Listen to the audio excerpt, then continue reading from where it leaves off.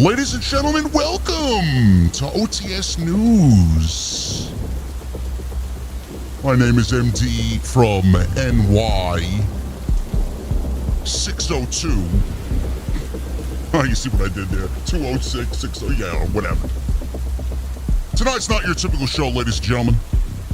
Tonight is a fucking reckoning. Because when the snakes start to hiss, you don't whisper back. You step on their fucking heads. Let's start with Shawn Ross Sapp, simp, so-called journalist. Spent the night blowing up JD's phone like a jaded ex-lover who can't handle the breakup. 4 missed calls at midnight. Nice going, bro. Another one at 11:30 in the morning. All because JD called him what he is. A narrative-pushing, AEW shielding, dishonest coward. Instead of doing his job at the AEW media call on Tuesday in front of Tony Khan, asking about All In Texas this weekend, he wasted his question trying to get Tony Khan to prove him right in an internet slap fight. This is the guy who manipulates facts, bullies people online, and hides behind Fightful like it's a bulletproof vest. But guess what, ladies and gentlemen? The vest, it's paper thin. You can't shield yourself from the truth, SRS. Mercedes Moné has creative control. Top stars in AEW also have creative control. But you're a fraud.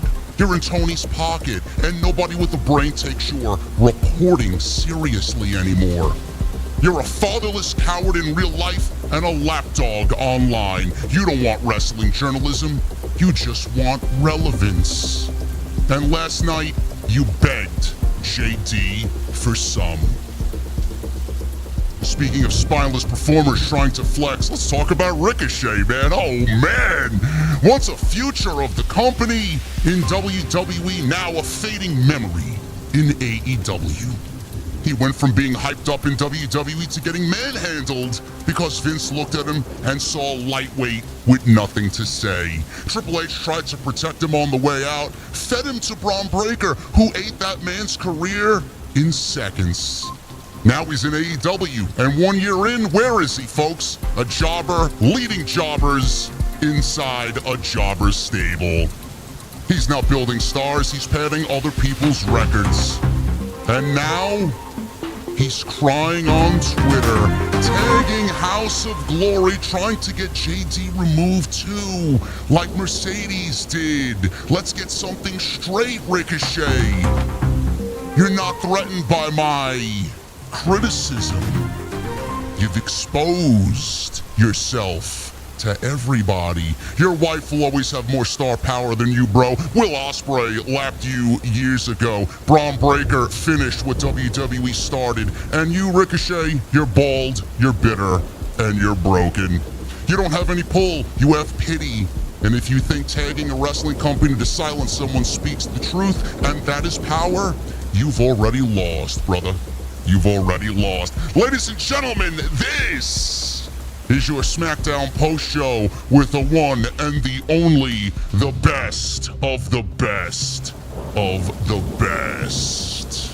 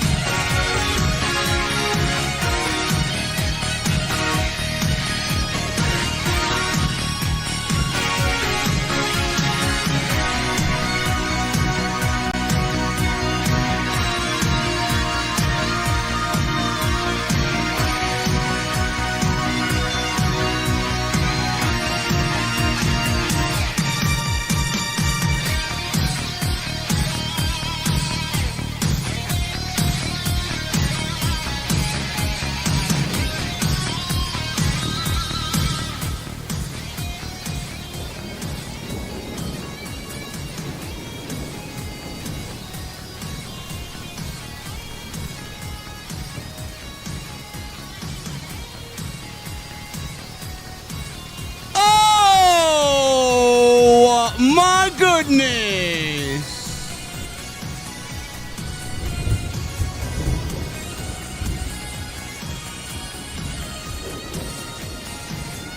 Friday Night SmackDown from Nashville, Tennessee.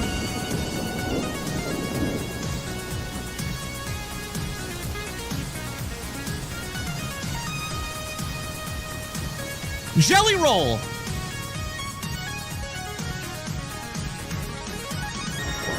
Jelly roll.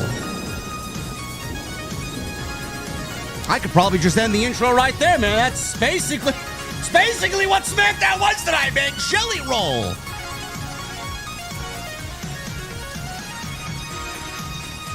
You know, you wouldn't even think that SummerSlam was 3 weeks away. Where is it? Where's the build?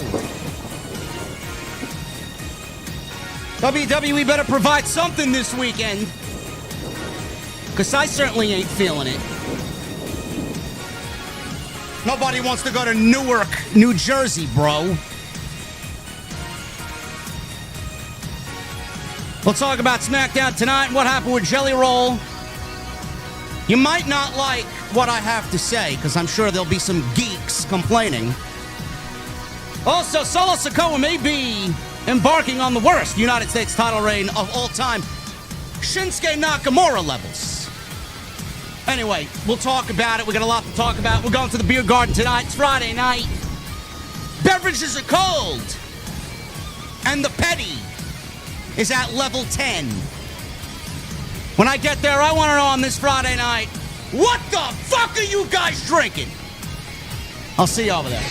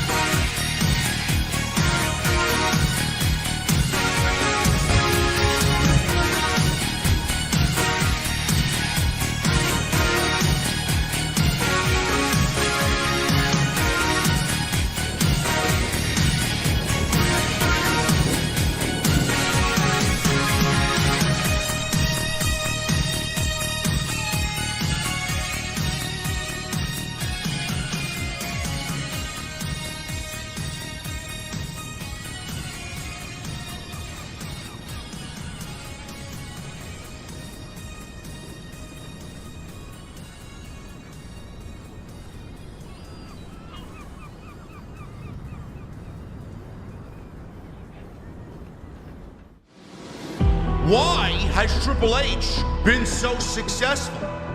Why is Triple H running WWE better than Vince McMahon and Bruce Pritchard on Monday and Friday night? Long-term booking.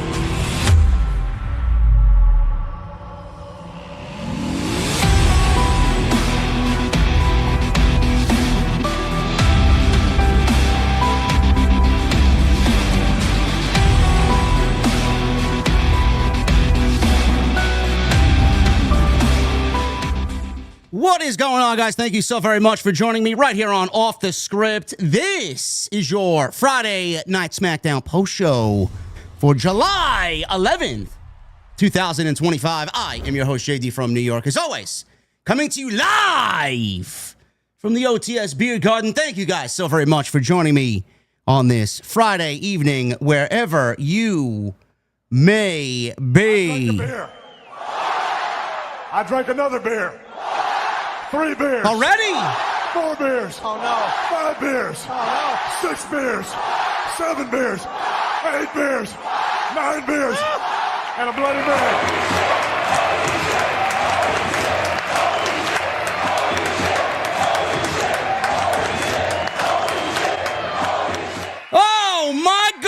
this. Before we even open the doors, he's sitting right back there at the whiskey bar. Havili with a $100 super chat. What's up, JD? Shout out from Brisbane, Australia. How you doing today? It is Saturday, the 12th of July, 2025. Favorite Undertaker return. SummerSlam 1994, Judgment Day 2000, or WrestleMania 20. Judgment Day 2000. I was not a big fan of the Leslie Nielsen Undertaker versus Undertaker fiasco in 1994. Bobby Heenan, Gorilla Monsoon, Jesse Ventura, who we'll see tomorrow night on Saturday night's main event, Vince McMahon, or Jerry Lawler and Jim Ross. Thanks. No better commentary team in the history of professional wrestling than Bobby Heenan and Gorilla Monsoon. That is absolutely no doubt about it. Havili, thank you so very much, brother. Appreciate you very much for being here. As always, we love Havili. He is a VIP through and through right here on the podcast. Thank you guys very much for joining me on this Friday night. SmackDown tonight. I don't know what to tell you, man. It's going to be a busy weekend. We got a loaded weekend.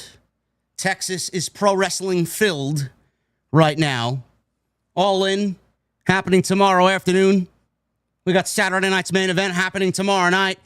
And the retirement of Bill Goldberg will be happening as he challenges Gunther for the World Heavyweight Championship in the main event of Saturday night's main event. And then we got Evolution on Sunday night.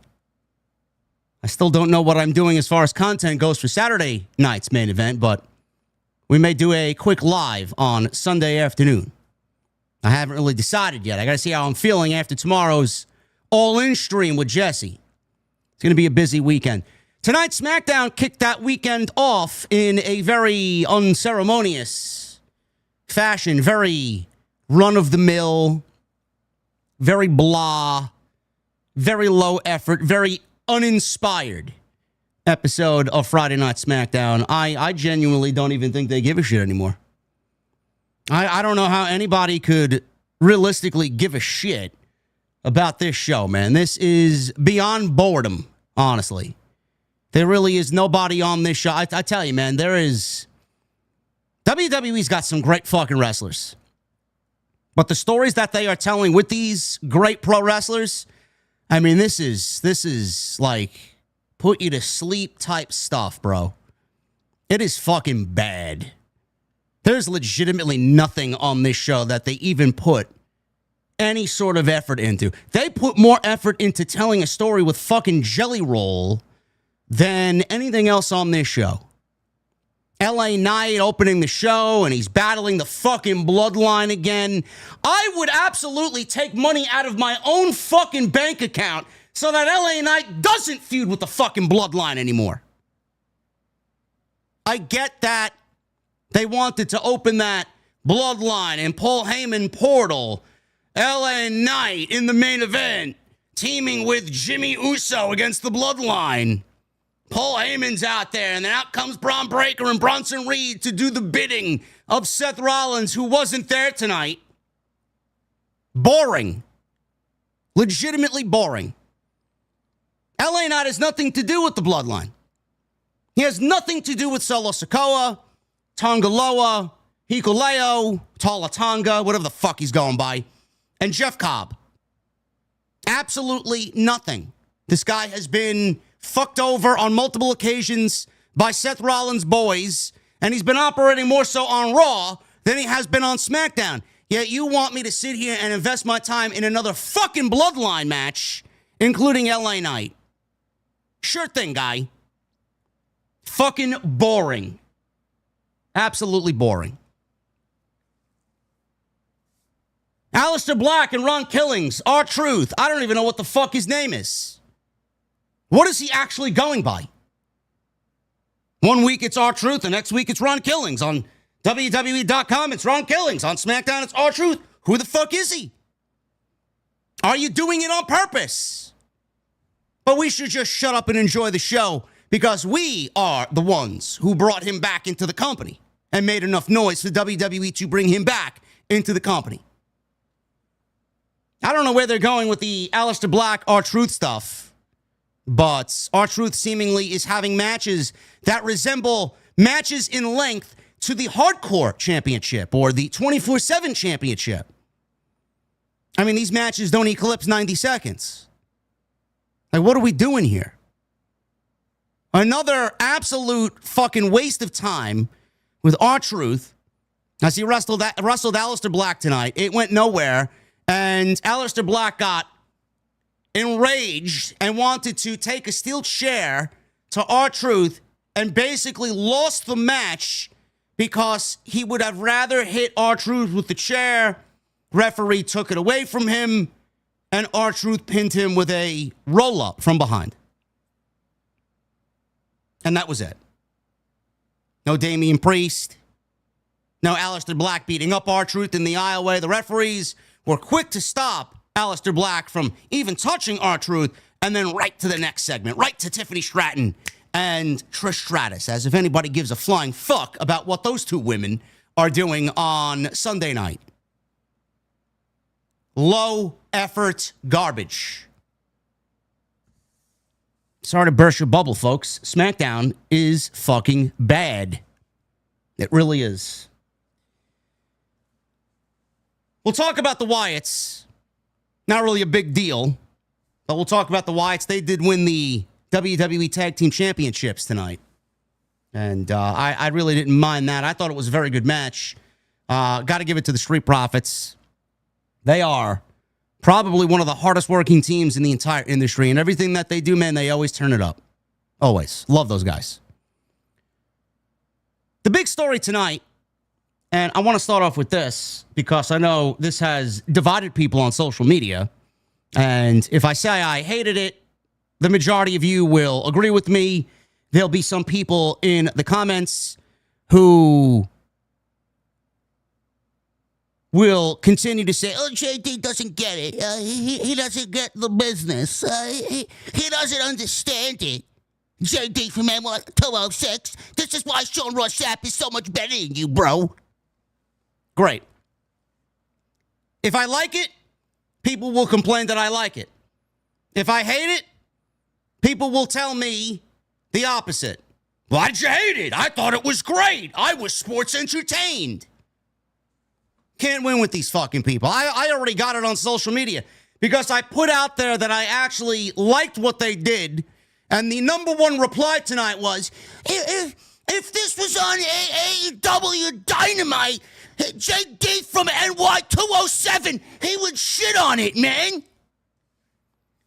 Let me tell you something, you fucking feeble-minded, low IQ fucking idiot. Sicko. AEW doesn't have celebrities on their show because AEW doesn't attract celebrities. They attract fucking retards.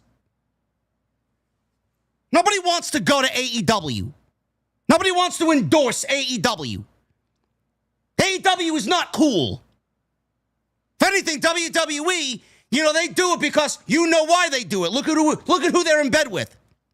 Netflix, TKO, Saudi, AEW. Bro, you think Hollywood celebrity elites know what AEW is? You fucking kidding me? AEW, what is that, a new car brand? Can I go, where's the dealership? Hollywood Boulevard. Oh, all right, AEW, what's that? Nobody knows what AEW is. Fuck out of here. Yes, you guys got the Rizzler. And Big Boom AJ again on Collision last night. Oh, man. Stick to your fucking cringe lords, you fucking idiots. Oh, but it's a pre-show, man. I don't give a fuck. Why don't you go back 24 hours before that when I complained? Yeah, Tony Khan. Tony Khan says, it's a sports team. I'm managing AEW like a sports team. That's the reason why Britt Baker's not on fucking TV. This is not 18 weeks in a fucking NFL season, you half-witted idiot. This is 52 weeks of live television. All because you are comparing your company to the Jacksonville Jaguars, who are losers. That doesn't give you the right to compare that to Britt Baker's situation. Britt Baker's not on TV because you don't want her on television. Britt Baker's not on television because you and your fucking haphazard writing team didn't write Britt Baker into the television show for 9 months. No, but you have time to find fucking TV time for Big Justice and the fucking Rizzler. And I'm sure Britt's sitting at home really believing the fucking garbage that came out of Tony Khan's mouth, right? There you go, man. The fake media, the fake wrestling media, they'll believe it. They'll gobble Tony's fucking cum up off a fucking plate. Served to them ice cold. Fuck out of here. Ridiculous. Everybody in the fucking media is an absolute fucking half-witted fool. Give me a break. Jelly Roll. Listen, I was one of the people who vehemently, because I wear my emotions, you guys know what I'm feeling, man. I just project it. I said, who asked for this? Who? Nobody asked for this. I don't know one person. I don't know one person who has Jelly Roll on their Spotify playlist. I would probably look at you side-eyed if you did. Not my cup of tea, bro. Sure, he's a swell guy. He doesn't even have that bad of a singing voice. I'll at least praise him in that aspect. Nobody asked for this. I think we have fucking... I think we got Travis Scott syndrome, bro. I think Travis Scott scared the ever-living shit out of us on April 20th, and I don't think any of us got over that fear. That's the God-honest truth. So if everybody that was very, very, and I mean very skeptical about Jelly Roll getting a role at SummerSlam and Jelly Roll potentially wrestling at SummerSlam, I don't blame you. This is why we all revolted against it when we heard the news and the rumors hit the dirt sheets. We still have fears and nightmares of Travis Scott. I don't blame you. I don't blame you. Jelly Roll performed tonight, just for a little bit. And out to come interrupt him was Logan Paul. Now, this was the news today. Jelly Roll will be involved with Logan Paul at SummerSlam. Now, I thought a one-on-one match, I mean, that doesn't really interest me whatsoever. And I said, if it is a one-on-one match, that's going to be a true test for Logan Paul because Logan Paul has been in the ring with Cody Rhodes, and he's been in the ring with The Miz, and he's been in the ring with Rey Mysterio, and he's been in the ring with Roman Reigns, Seth Rollins, AJ Styles. I mean, he's wrestled some of the best that this industry has to offer, man. If they were asking him to lead a match at SummerSlam against Jelly Roll, that would be an ultimate test for Logan Paul. Now, thankfully, it's not going to be a one-on-one match. WWE had Logan Paul interrupt Jelly Roll and his musical performance. Logan Paul interrupts, and then Randy Orton interrupts Logan Paul because Logan Paul is spinning the narrative of Jelly Roll doesn't belong in the ring, Jelly Roll doesn't belong in the WWE, and we don't need social media influencers and musicians in Hollywood infiltrating WWE. This is not the place for you. Basically, everything that he was basically bouncing off Jelly Roll. Out comes Randy Orton. How dare you say that about Jelly Roll? How dare those words and those statements come from someone like you? Logan Paul was basically describing himself. Out comes Randy Orton. There's a scuffle. And then Drew McIntyre comes out there and delivers a Claymore to Randy Orton. So as you could see by the makeup of the four individuals in the ring, we have Randy Orton and Jelly Roll, Drew McIntyre and Logan Paul. As you see here with what I'm describing, it doesn't take a rocket scientist to figure it out that this is going to be the match at SummerSlam. It is going to be a tag team match with McIntyre teaming with Logan Paul against Randy Orton and Jelly Roll. I know some people were not going to like this segment coming on in. and after you watched, you still didn't like it.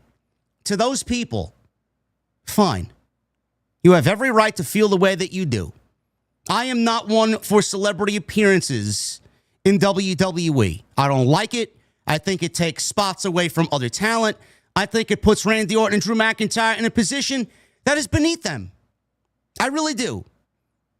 I'm too old for this shit, bro. I don't give a fuck about Jelly Roll. I don't give a shit about Netflix and their Hollywood elite friends. I don't give a shit who's in the crowd from the UFC or what boxing match that they're promoting in Saudi Arabia. I don't care. All this stuff is absolutely fucking meaningless to me. So if you don't like it, you have every reason to feel that way. But I hope at least you understand why WWE does it. Celebrity appearances have been happening since the dawn of time, since WrestleMania 1. It's never going away.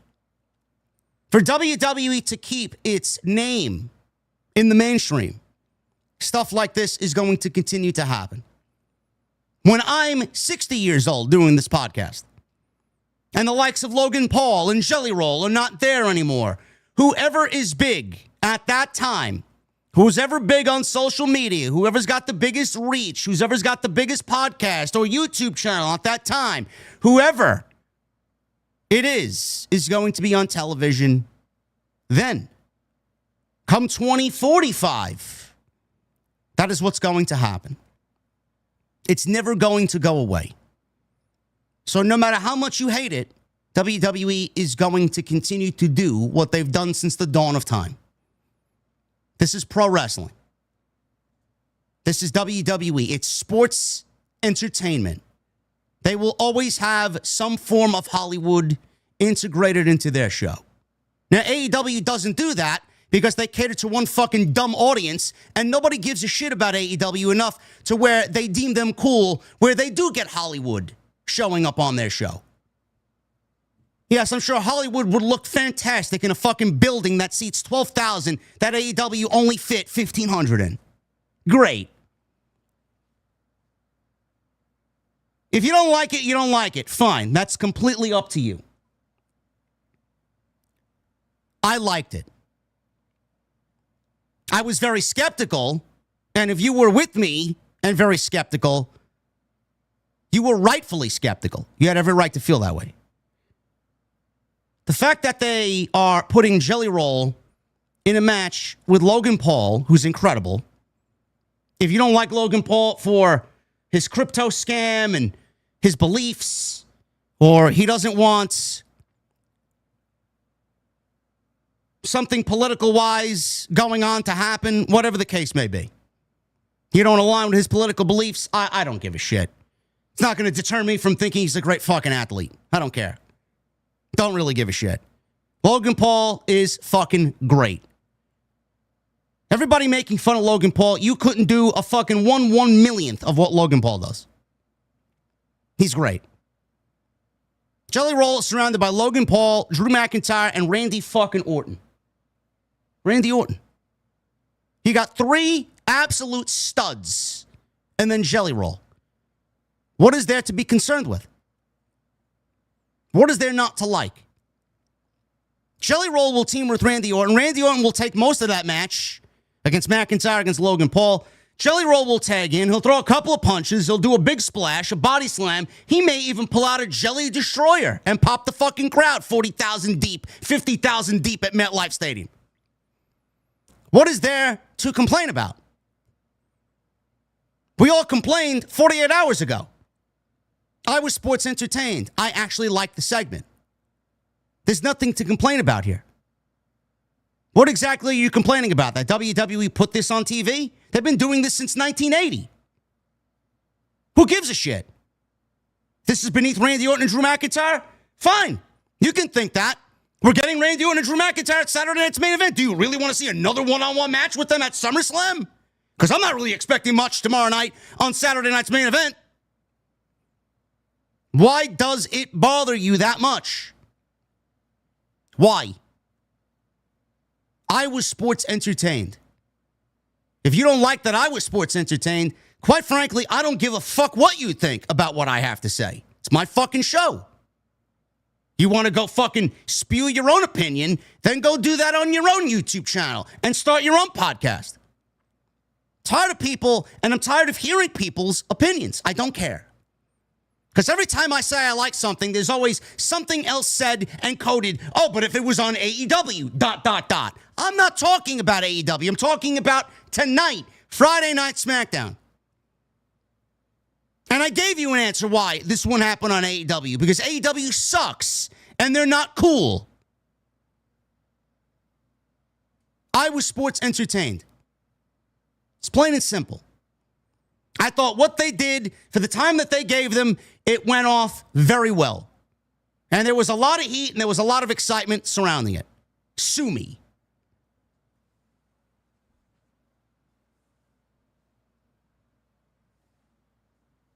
Get Colin2199 out of the chat. What mods are in here right now before I do it? Billy. Get him out. You know what? I'm going to do it. Goodbye, Colin. Colin2199. Goodbye, bro. Oh, please tell me more, Triple H. JD. Oh, yeah? I just said the show sucks. What the fuck are you talking about? Goodbye, Colin. Fucking pussy emo name, Colin. Who names their son Colin? Sounds like a fucking Shawn Ross Sapp fanboy, Colin. Fuck out of here. Goodbye. We will talk about Friday Night SmackDown and everything else that happened tonight, which basically was not much. I just basically went over the most important thing on the show.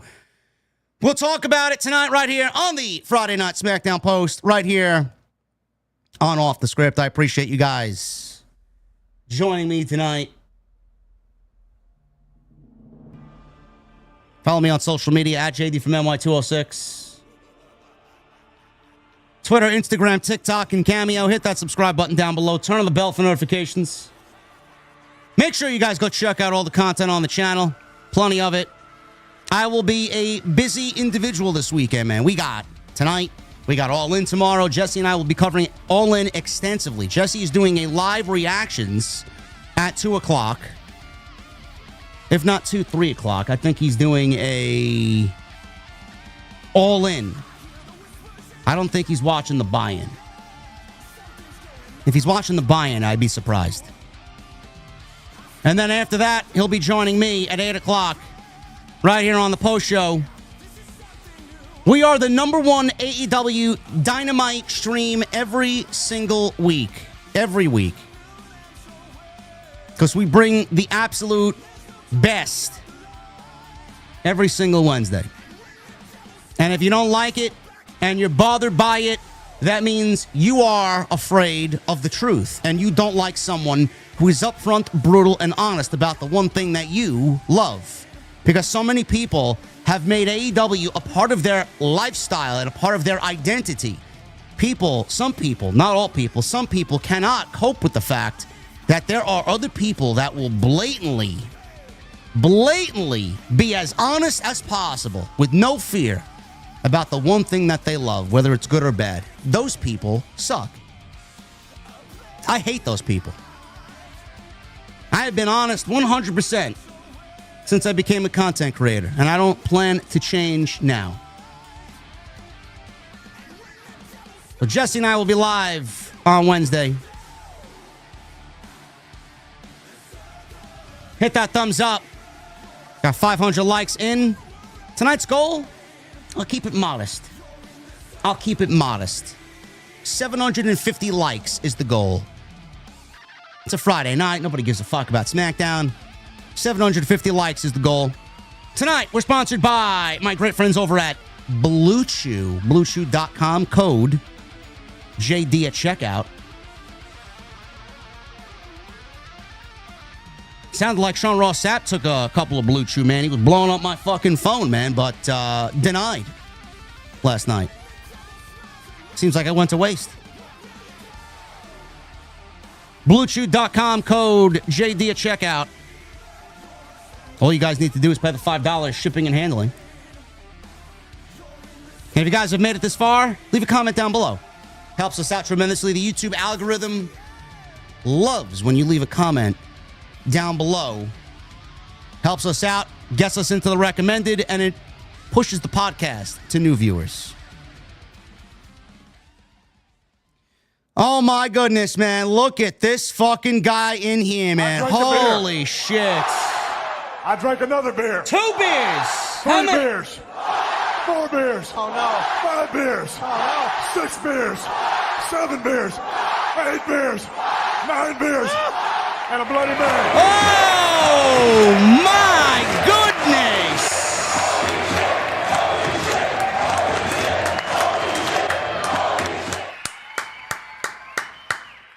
Michael Carruth, 8981, comes in with a $200 super chat. Oh, my goodness. This guy don't even leave a message, man. He just shows up. He fucking throws a couple of hundos on top of the bar, and he buys a round for the entire beer garden tonight. Oh, my goodness. And, of course, if you're not down with that, we got 2 words for you.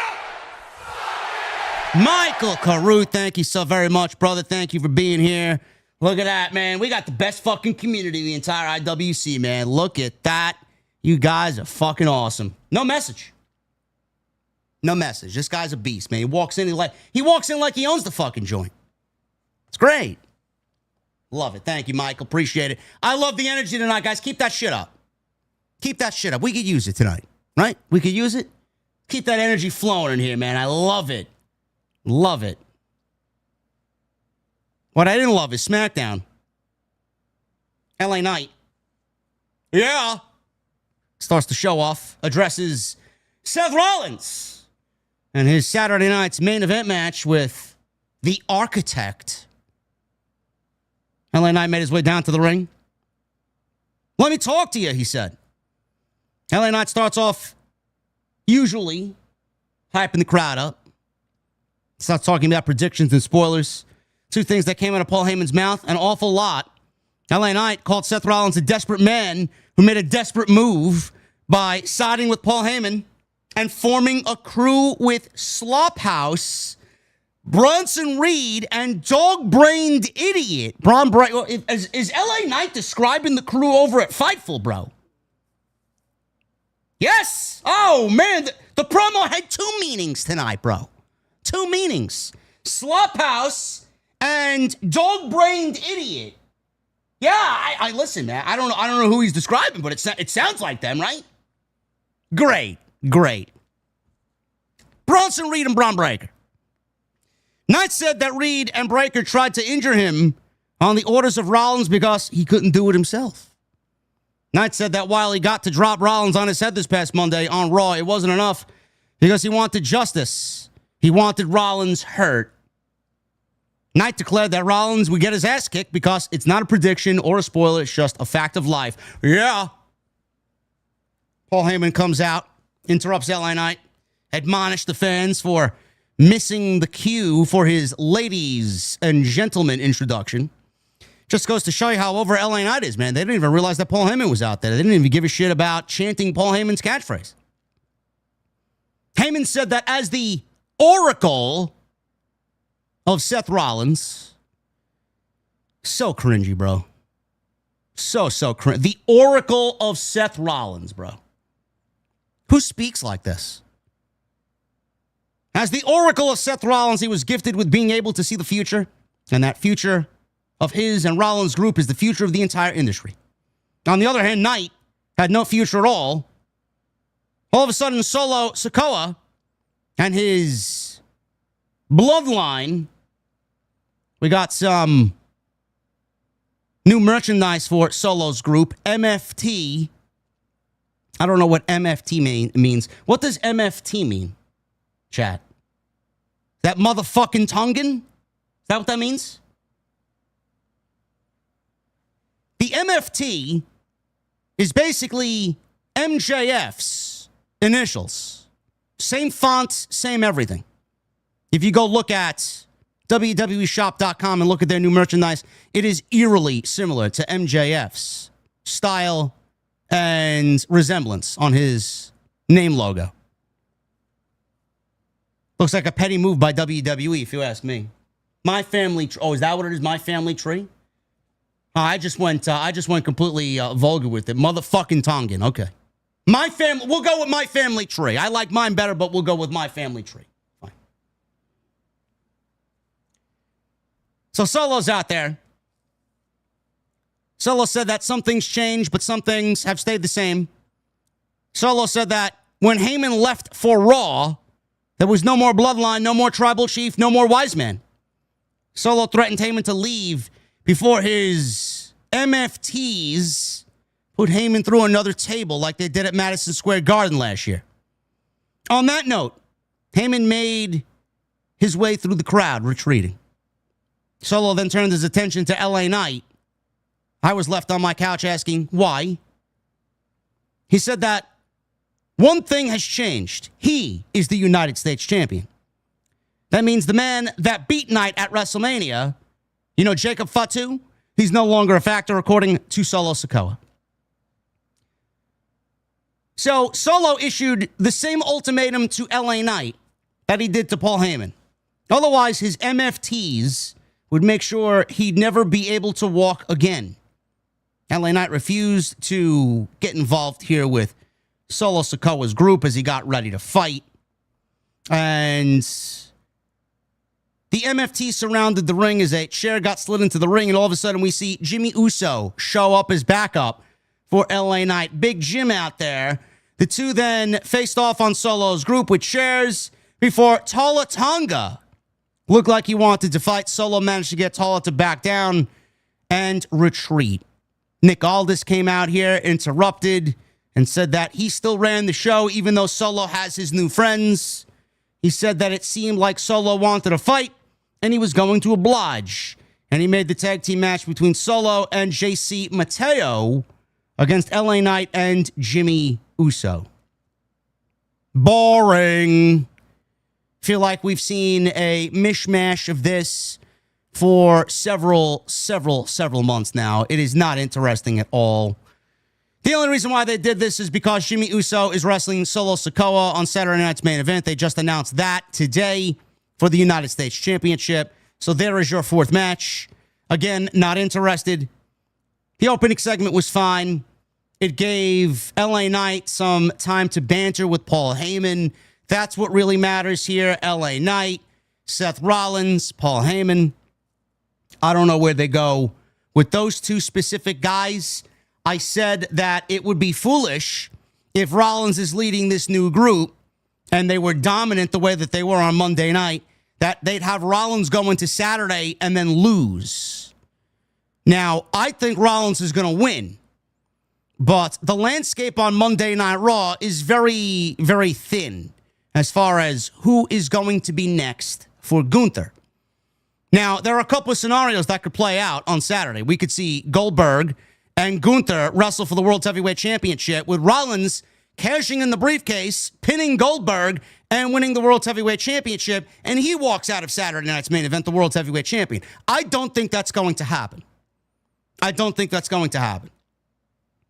Rollins will cash in or tease a cash in and be stopped by either Roman or CM Punk. Being that we haven't seen Punk on Raw, he wasn't on this show. Roman's been teased, and his return is imminent. I could see Rollins and Reigns having a one-on-one match at SummerSlam. That would be the logical direction for Roman Reigns. Now, that's one option. Gunther could beat Goldberg clean and nothing happens. Gunther takes the World Heavyweight Championship into SummerSlam. I want you to think about that scenario for a second. If Gunther wrestles at SummerSlam and defends the World Heavyweight Championship, there's only three guys that it could possibly be. I've heard rumors of Gunther and Penta at SummerSlam. I don't know if this is fan fiction or if this is something that's going around legitimately. I don't know why Penta would get a World Championship match. That would be a great match, but I don't think it's time for that to take place now.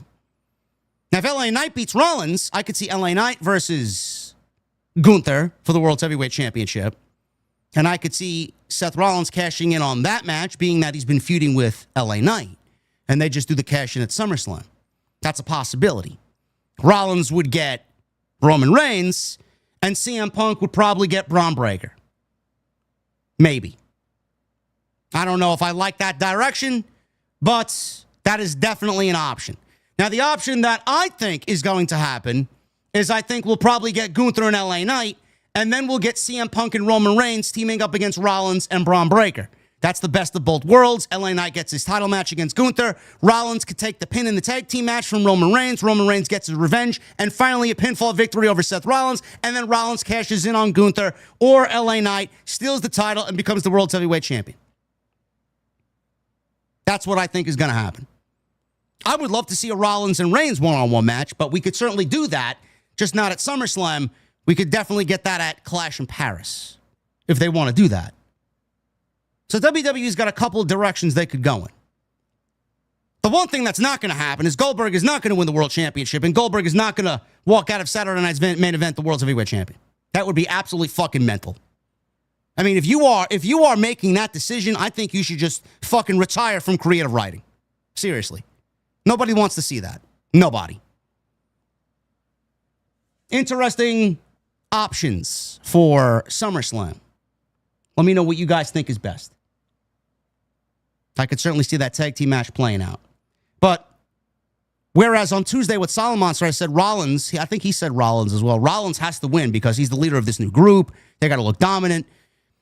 If LA Knight wins, you could always look at Rollins as, well, nothing's really going to happen. He still got the briefcase.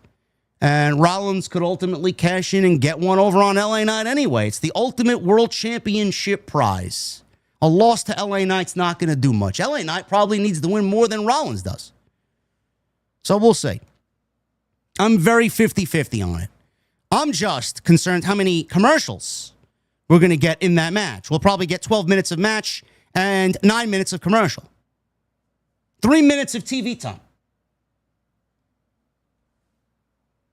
Alexa Bliss. She approached Charlotte Flair backstage and asked her to be in her corner for the Fatal 4-Way match coming up, since her opponents would have their partners in their corners. Charlotte agreed and mocked the idea of being a cheerleader. She said that she'd be a cheerleader for herself. Not sure I'm really buying into this version of Charlotte Flair, but she's out of the world title picture, so I can't complain too much. Fatal 4-Way match. This is a teaser, an appetizer for Evolution on Sunday. Alexa Bliss with Charlotte in her corner. Roxanne Perez with Raquel in her corner. Sol Ruca from NXT, the women's North American champion, with Zarya in her corner. Against Kairi Sane with Asuka in her corner. This was fun. I like all these ladies. Alexa has been not as offensive in years prior. She is certainly a little bit more digestible on TV. Don't mind the pairing with Charlotte. Roxanne Perez is great. Sol Ruca, love her. And Kairi with Asuka, not a big fan of seeing the Kabuki Warriors back. So we'll pick it up after the commercial break here. Perez and Kairi, who were fighting on the top turnbuckle, and they got to do the big Tower of Doom, big superplex spot. Very, very simplistic and formulaic to these multi-person matches in WWE. Bliss and Ruca recovered from the Tower of Doom and began to go at it. Bliss connected with a flipping neck breaker for a near fall. She then attempted a DDT. Roxanne tried to super kick her. Alexa Bliss sold it as a super kick, but it never connected as a super kick. It connected right in the armpit. And Roxanne sold it as if she got fucking blasted in the face. Big running European uppercut to the back. Diving moonsault, and a pin was interrupted by Sol Ruca. Sol Ruca now in there. Pounced and hit a running knee on Perez for a 2 count. Scoop slam by Sol. Didn't go anywhere as Kairi met her up top. Top rope, trapped her in a tree of woe for a double stomp. Goes for a cover. 1, 2, and Bliss, along with Roxanne, simultaneously break up the pinfall. Bliss then tried Sister Abigail on Perez, countered, Sol Ruca then connects on a double soul snatcher on Roxanne and Alexa. The cover. But Raquel, and this is where things got a little silly, Raquel put Perez's foot on the rope to break the count. Now, this is a fatal four-way. There's no rules. There's no disqualification. I think the ruling of putting a foot on the rope to break a pinfall went over everybody's head. I don't think people were thinking. Rope breaks do not exist in a match that has no disqualification. So WWE seemingly here fucked up their own ruling. But that's the way that they wanted to go about it. Roxanne's foot was on the rope thanks to Raquel, and the referee stops the count. We got a big brawl on the outside that led to Rodriguez tossing Zarya, who was in Sol Ruca's corner. And then she found herself thrown on the commentary table by Charlotte Flair. Joe Tess had a very comical sell in the process. Back in the ring, Kyrie was going for the insane elbow.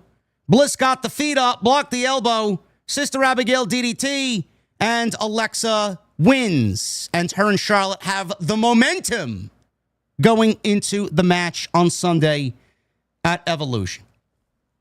Good stuff. Good stuff. Didn't really mind it.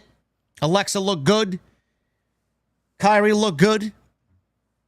Roxanne always looks good. And Sol Ruca. Sol Ruca's main roster debut, man, on SmackDown. Sol Ruca's going to be a big fucking deal in this division when the time is right. She's got the look. She's got the hunger. She moves around well in there. She ain't afraid to take a risk. She ain't afraid to bump around. She's great. I love her. So good. She's going to be a massive hit on the main roster when the time is right. Right now is not that time. Evolution's match, the Fatal 4 for the Women's Tag Team titles. I've been very vehement, very, very upfront and honest about the Women's Tag Team division. It's fucking awful. It's pieced together with fucking bubblegum and scotch tape at this point. There's not one real team in this division. Not one. Not one single fucking team in this division. And no, I don't consider the Kabuki Warriors a fucking tag team. They just got back together, and I hope it's a one-night only thing. The titles are dead. The titles should be melted and burned and fucking sold on the black market. I can't stand them. One of the most irrelevant fucking titles in the entire industry are the WWE Women's Tag Team titles. You got two mid-card titles. We don't need tag team titles. But WWE is certainly trying. Charlotte and Alexa will not win the tag team titles on Sunday. I think they stay with Roxanne and Raquel. And I think the SummerSlam match will be Charlotte and Alexa winning the tag team titles over Roxanne and Raquel. And they will be the tag team champions at SummerSlam. I drank a beer. I drank another beer. 3 beers. How many, Havili? 4 beers. Oh, no. 5 beers. Oh, no. 6 beers. 7 beers. 8 beers. 9 beers. And a Bloody Mary. Oh, my God, man.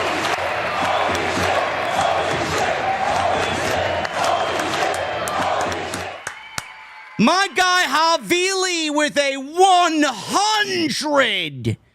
$100 super chat.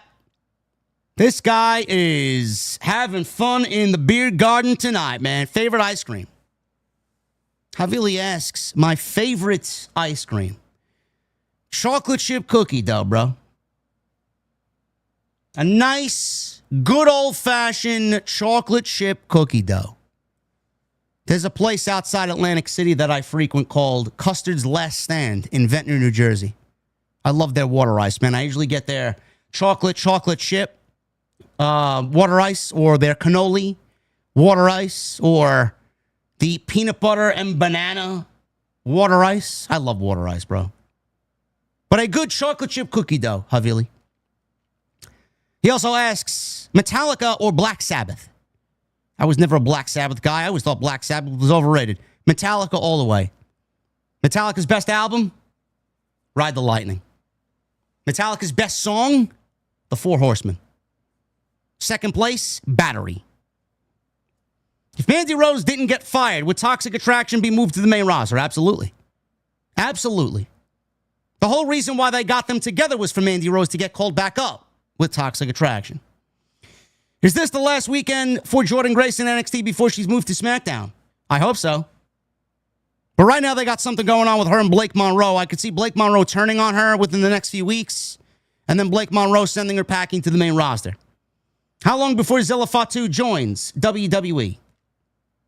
I would say within the next 12 months. Zilla will be on WWE TV. Fresh Prince or Family Matters? Ooh, that's the hardest question that you may have ever asked, bro. Fresh Prince and Family Matters are two of my favorite shows of all time, but if I had to choose one, I'm going to go Fresh Prince.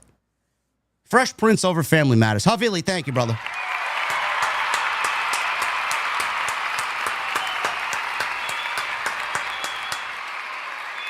We love Havili, man. So, yes, that's what I think about the women's tag team title situation. I'm looking forward to the match on Sunday. I think it's going to be fun. A lot of talented ladies in that match, and it should be pretty exciting. Another tag team match here, this time for the men's WWE Tag Team Championships. The Street Profits defend against the Wyatt Six.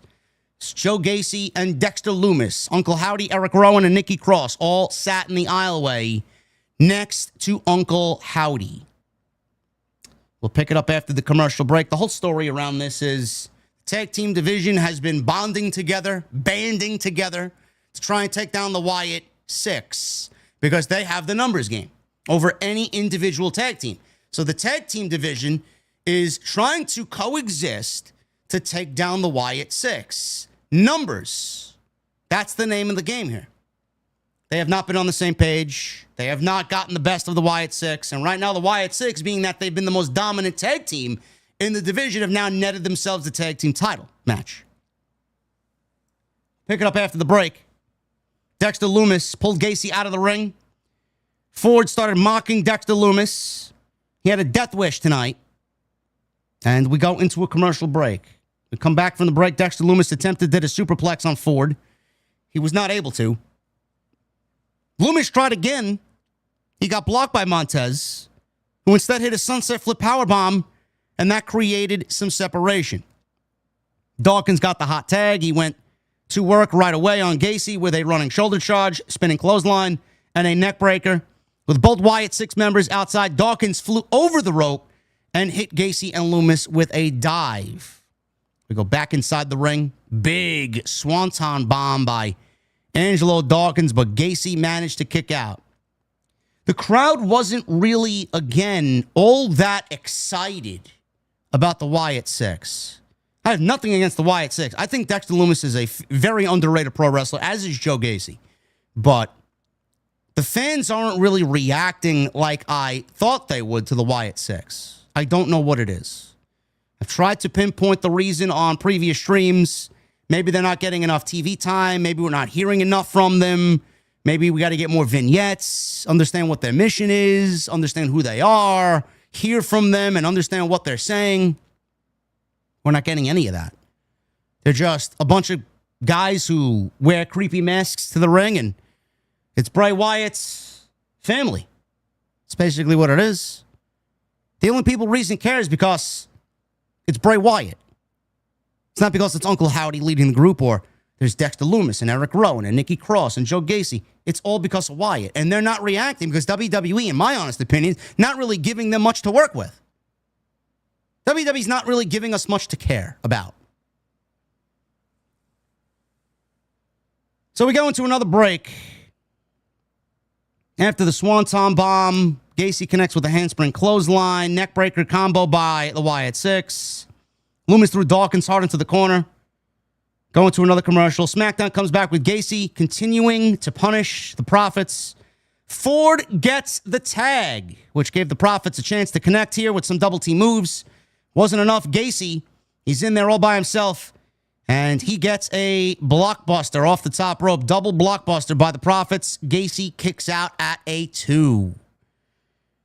Ford, he ran at Joe Gacy. He got thrown to the outside. Dawkins connected with a pounce, and then he connected with a diving splash on Lumis inside the ring. Erick Rowan starts walking towards ringside. He pulled Montez out of the ring behind the referee's back because the referee was distracted by Joe Gacy. Dawkins ran into Rowan, sent him over the timekeeper's area, took him out. Ford goes back up top. He's looking for another frog splash. He misses. Gacy At ringside, distracted. This left him basically doom for the Profits at this point. Double team, powerbomb neckbreaker by Gacy and by Lumis. 1, 2, 3. The Wyatt 6 win the WWE Tag Team Championships.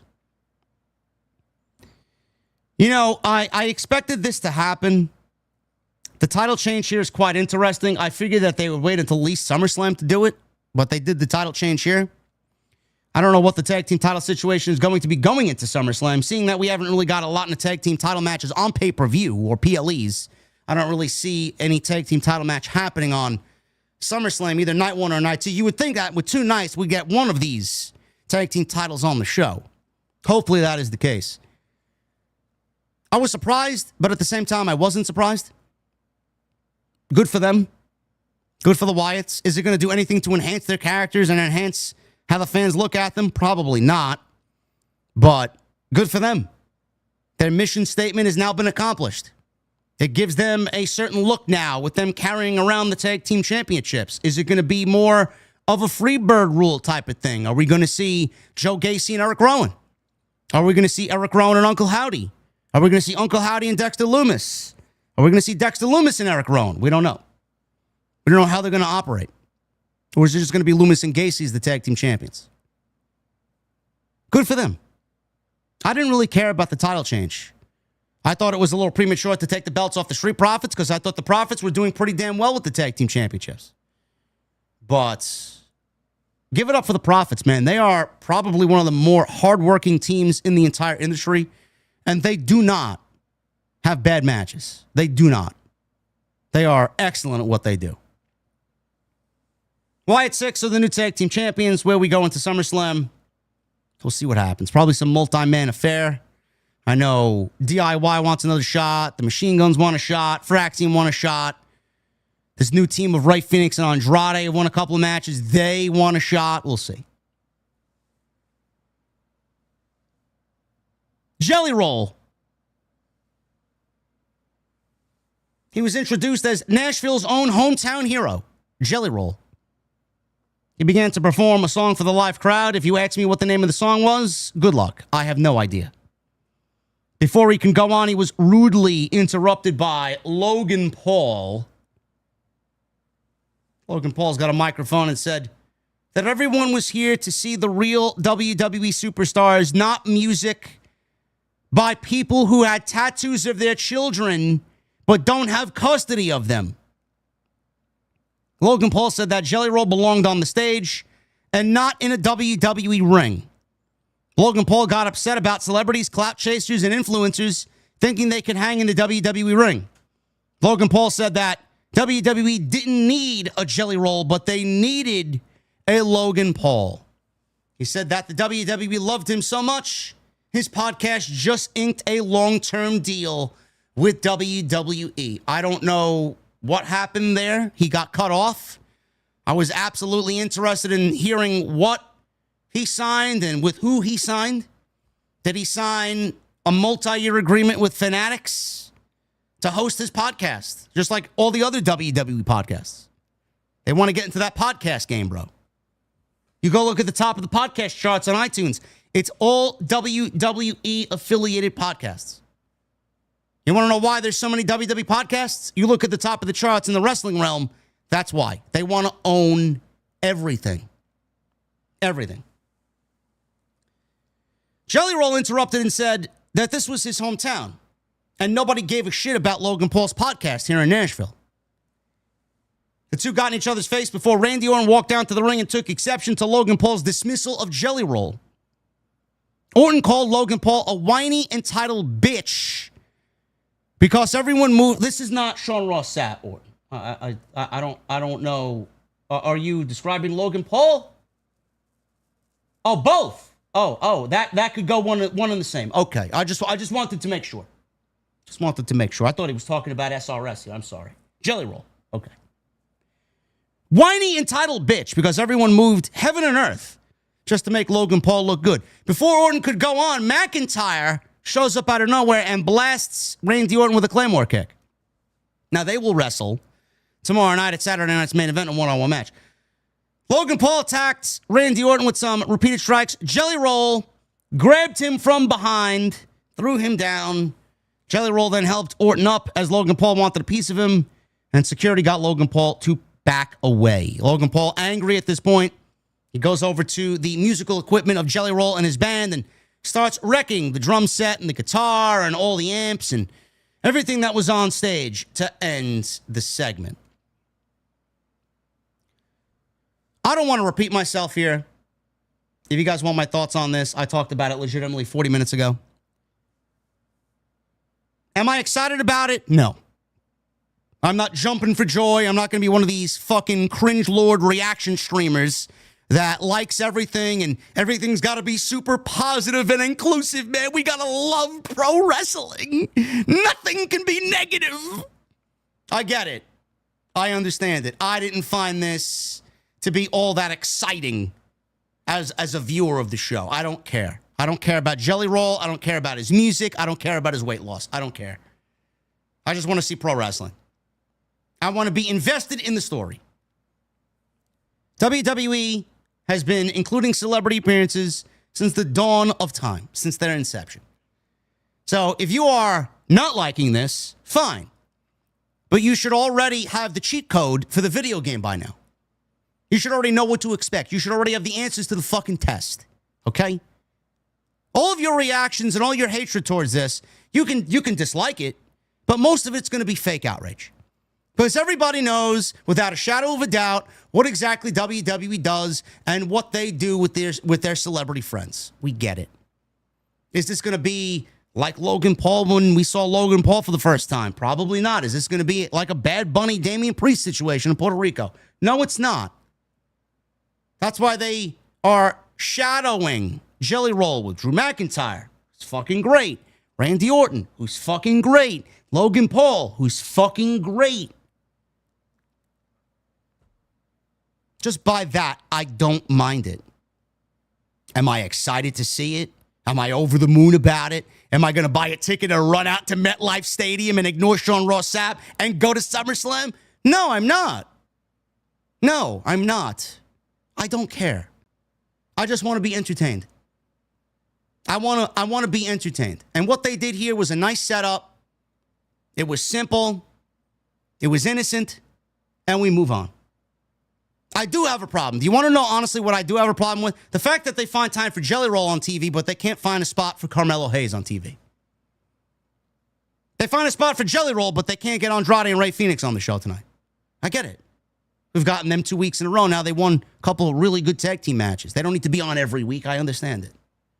But Carmelo Hayes, one of the more egregious offenses by creative. You got time to book him into SummerSlam, Jelly Roll, but not Carmelo Hayes. See, that's where it bothers me. But I'm a fan of Randy Orton. I'm a fan of Drew McIntyre, and the majority of that match, ladies and gentlemen, is going to be taken up by the pro wrestlers. And Jelly Roll is going to be the hot tag who gives you a fucking jelly destroyer, and everyone's going to go crazy. It's fine. You'll wake up tomorrow, and you'll worry about what's happening in Texas. You won't even be thinking about Jelly Roll.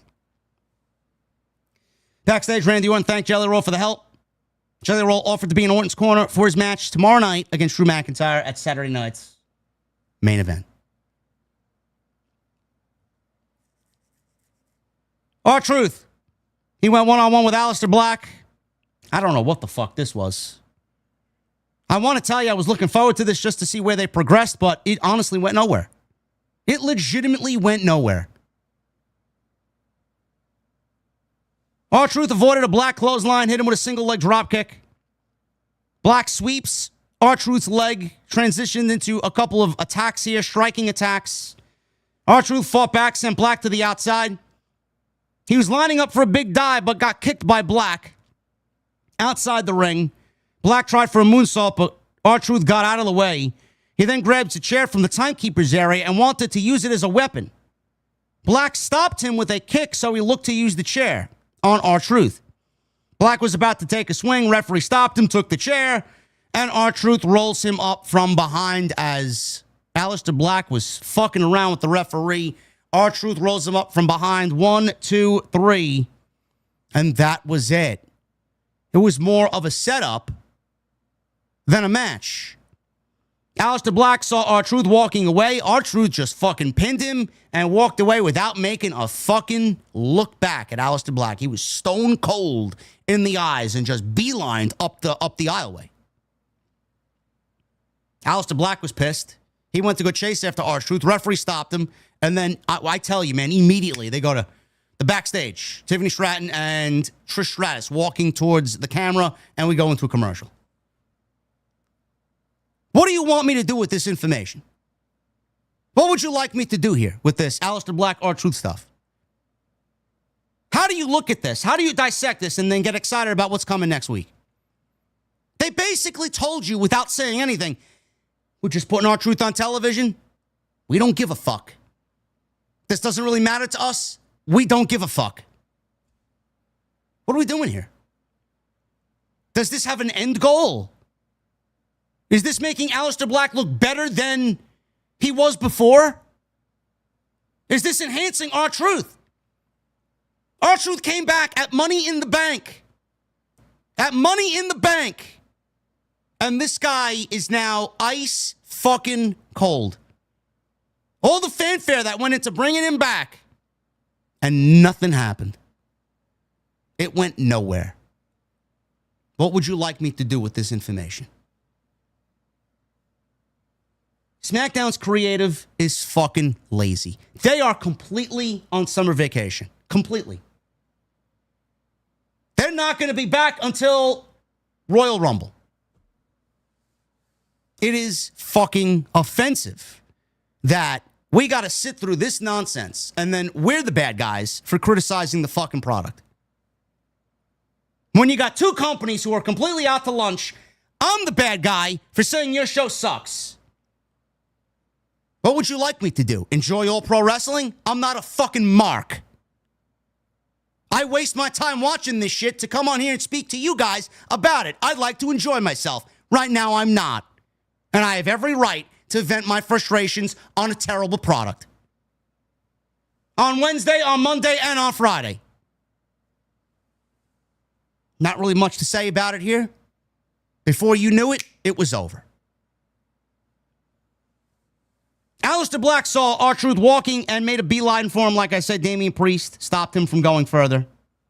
Black seemed to like he was going to back off at Priest. Hit him with a knee to the face, followed by a black mass. We knew that this was going to be a thing going into SummerSlam. I guess this put the cherry on top of that. It should be Aleister Black versus Damian Priest at SummerSlam. Again, not really doing much to ignite that fire of excitement for both of them going into a two-night SummerSlam.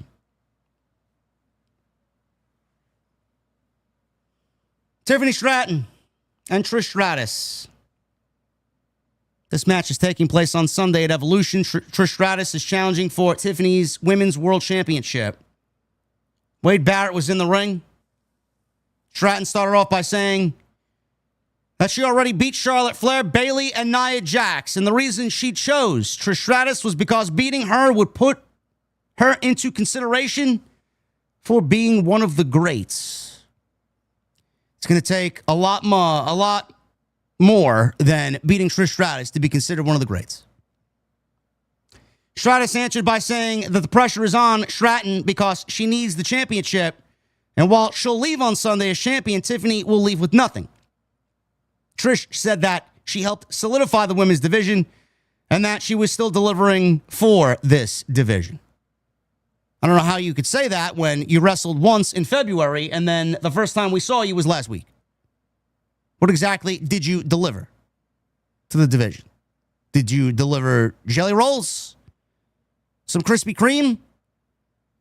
Some glazed? Dunkin'? Strawberry frosted? Chocolate frosted? Vanilla frosted? Maybe some of those munchkin holes. What did you deliver, Trish?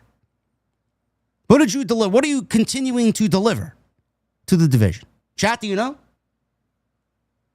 Do you know what she delivered? Maybe it's something that I can't say online, on air. What is she delivering? Trish did a lot for the division, JD. Yes, 20 years ago. 20 years ago. In 2025, what exactly has she done for the women's division? Please, I'd love someone to fill me in. What am I missing?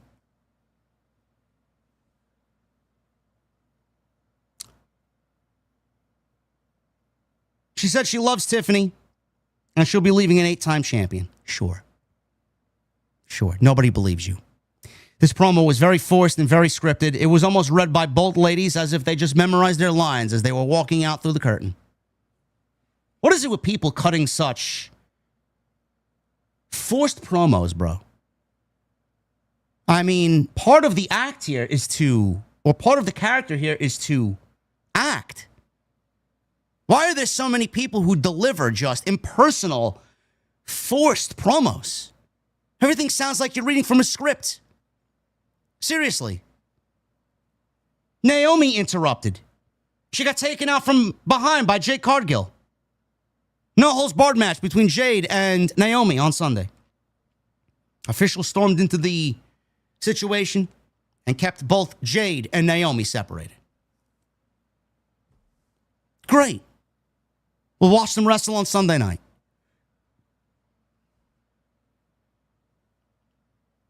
Main event. LA Knight and Jimmy Uso. Oh, joy. Against Solo Sikoa and Jeff Cobb Mateo.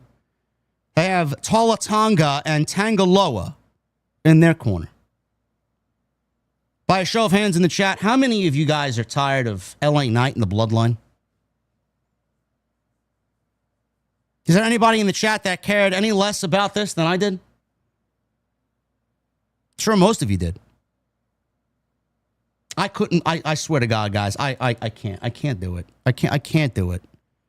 I just physically don't care. I don't care. All this was Seth Rollins' boys beating up LA Knight ahead of Saturday night's main event. That's all it was. That's all it was. Yes, it's like a universe mode, and you're allowing the computer to choose your fucking weekly shows, and it just regurgitates this. We'll pick it up towards the end here. Jeff Cobb Mateo, he attempted a backdrop. Uso escaped, kicked him in the face. Hot tag to LA Knight. Yeah. LA Knight came in, took out Mateo, jumping neckbreaker. BFT attempts, got blocked, rolled up by Mateo for a pin. He kicks out. LA Knight gets out of that, hits another neckbreaker on Jeff Cobb Mateo. Big diving elbow. Big splash followed by Big Jim. Solo ran in, broke up the pin off of Jimmy's splash. Kick out at a 2. Solo dragged Jeff Cobb Mateo back into his corner so he can make the tag back into the match. Solo attempted a Samoan spike. He got blocked. He managed to connect with a spinning Solo, though. LA Knight comes back in, attacks Mateo on the outside. He was interrupted by Paul Heyman, who just miraculously appeared in the timekeeper's area. This distracted LA Knight long enough to get kicked by Tala Tonga. Solo found himself rolled up by Uso for a 1, 2, 3. So not only did Solo find himself pinned on the 4th of July episode last week, he finds himself pinned here tonight by Jimmy Uso. Now, 2 things here. 1, Jimmy Uso pinned the United States champion on the go-home show before Saturday night's main event. If Pro Wrestling for Dummies has anything to say about it, Jimmy Uso is not winning the United States championship tomorrow. Secondly, this is the 2nd week in a row that your new United States champion, who just beat Jacob Fatu in Saudi Arabia at Night of Champions, 2nd week in a row where your newly crowned United States champion has been pinned on weekly television. I don't know, chat. If you want me to take somebody seriously as a new champion, don't you think said champion should be winning matches? Or should he be losing and being presented like a fucking loser? Solo Sikoa is already 2 weeks in, embarking on a terrible United States championship run. How do you want me to invest in your new champion if he is pinned 2 weeks in a row? Post-match, Solo's boys chased after Uso in the ring. Knight took out Solo with a BFT. Braun Breaker and Bronson Reed caught Knight by surprise with a spear and a quick tsunami. The show ended with Seth Rollins' Vanguard. Is that their name, the Vanguard? The Empire? The Seth Riders? Being led away by a group of referees. I don't know what you would like me to explain here.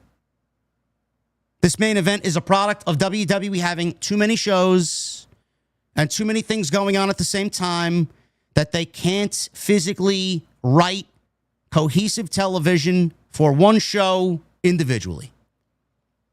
SmackDown can't be SmackDown, Raw can't be Raw.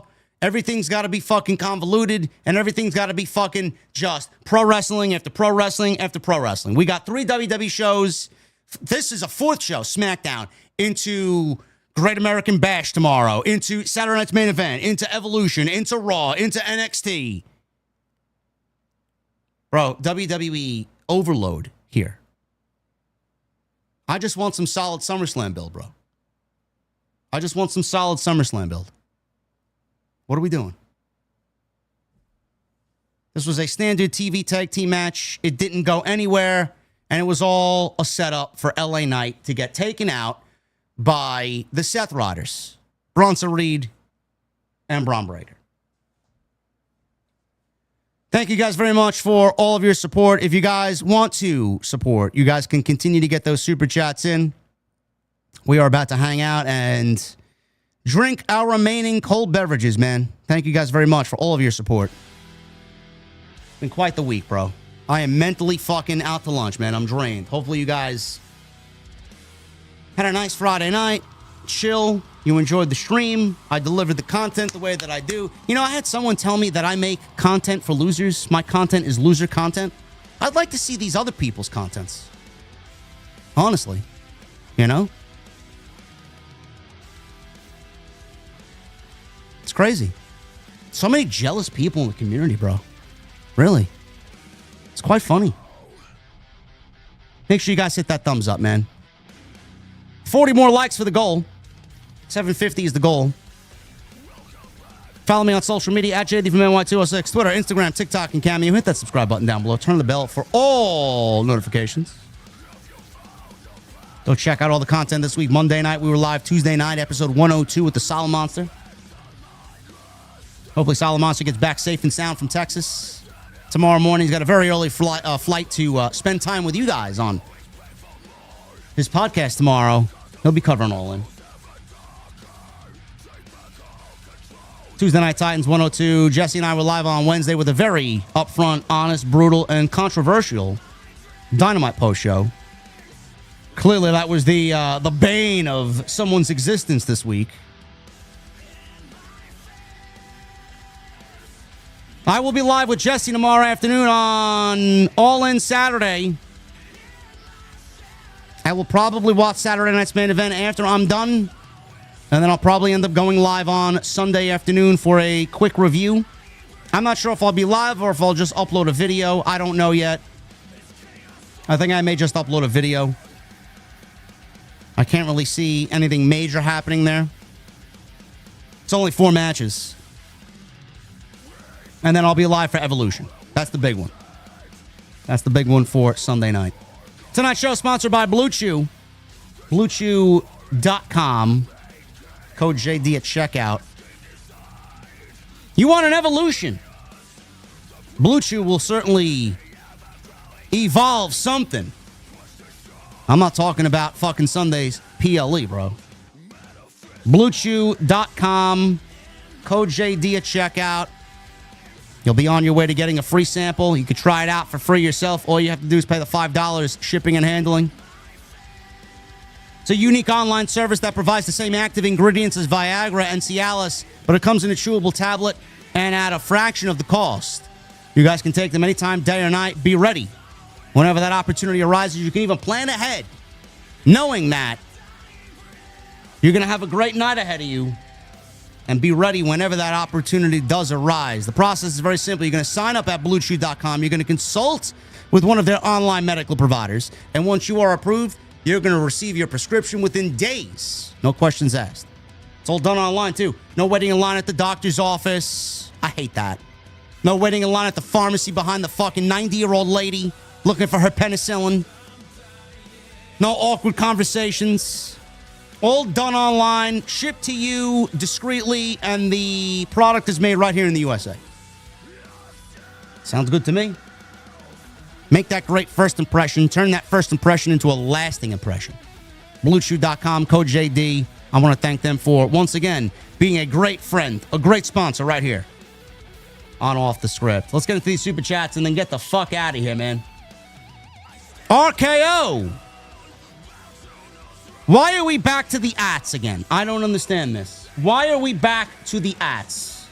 What happened to everybody's name?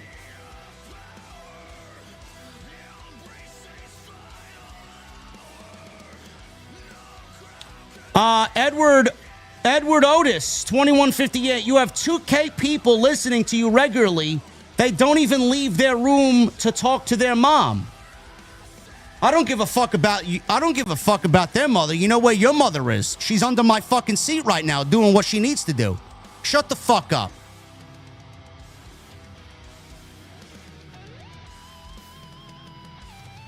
I tell her how fast, how slow, and when to stop.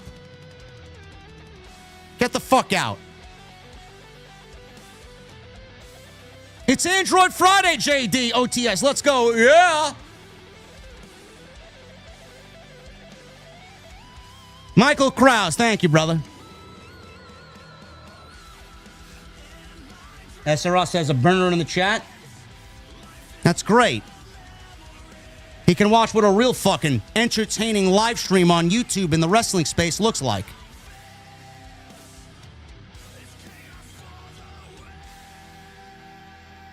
Deviate created this fucking background for me, man. The money I paid for the fucking background here for the summer, it's probably worth more than 8 months of sponsorship money he gets.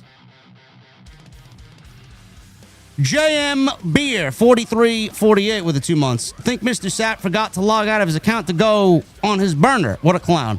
That was supposedly fake. It came from a notorious troll account, so I'll give him that. I saw the picture. If it was legit, the check marks would have been blue. And in the picture provided on Twitter today, the check marks, the verified check marks were white. So I'll give him that. It looked like someone doctored that and trolled him. Though I could see that happening. Not really surprised by that whatsoever.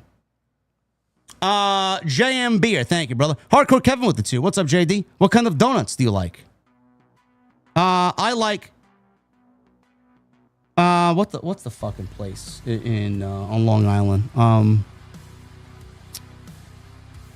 I forgot the name of the place. There's a spot on Long Island that's somewhere in the Roslyn area, I think, or Bayside, one of them. I don't know. A great donut shop. I forgot the name of it. I like a good donut, though, Hardcore Kevin. Michelle Moran with a $2 super chat. How would you feel about Solo's group versus Seth's? No. Don't care. I find the MFT group to be boring. Tony Brown with a $4.99. JD, why does the crowd cheer LA Knight but yell one more time when he gets his ass whipped? Well, you got to understand, Tony, when Bronson Reed does a tsunami, it's such an entertaining move that fans want to see it again. Or a spear by Braun Breaker, fans want to see it again. They're just cool moves. Nothing against LA Knight. It's just, those moves are just kind of great to see. Dunkin' Donuts Dark Side is not real donuts, bro. They're all frozen donuts. No.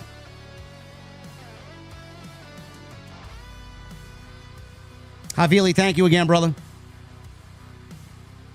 Love Havili. Nightmares Adventures with a 1 month. Thank you, JD, for a real wrestling review and for helping me through my rough times. You got it, my friend. Thank you for being here.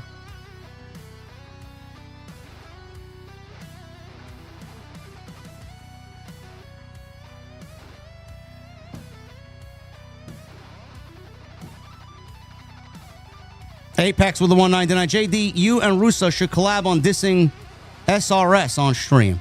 If Vince wants to do something again, I'm totally down. I'm a Vince Russo guy. Vince actually reached out to me to check on me last night. So Vince is a good guy.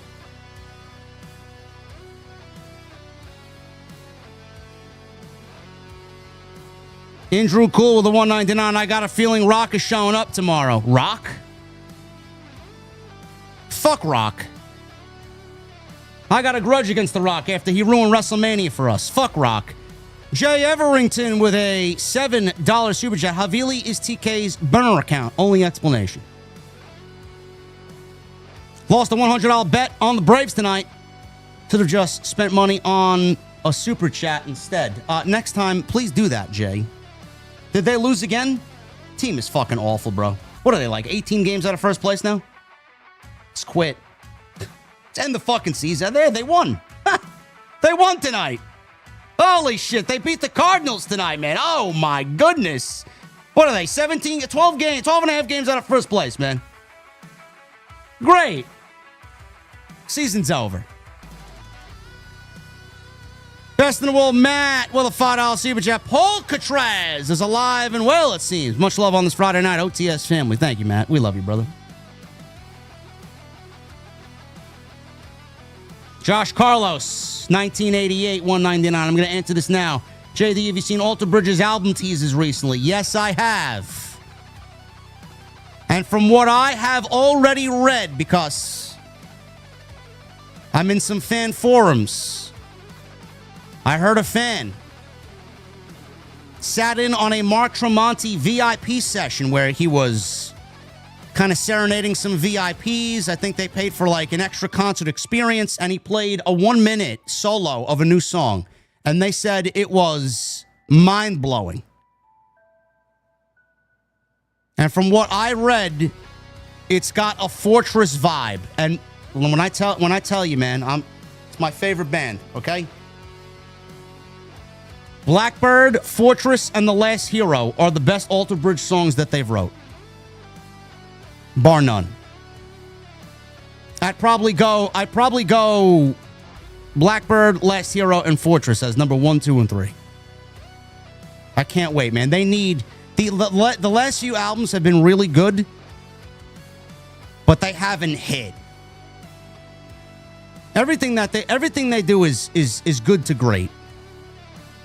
Walking the Sky was Pawns and Kings was, I thought, a very good album, but still not there. It's going in the right direction. Man, they need that Fortress. Fortress was their fucking magnum opus, bro. That's what they need. Cry of Achilles, fucking the title track.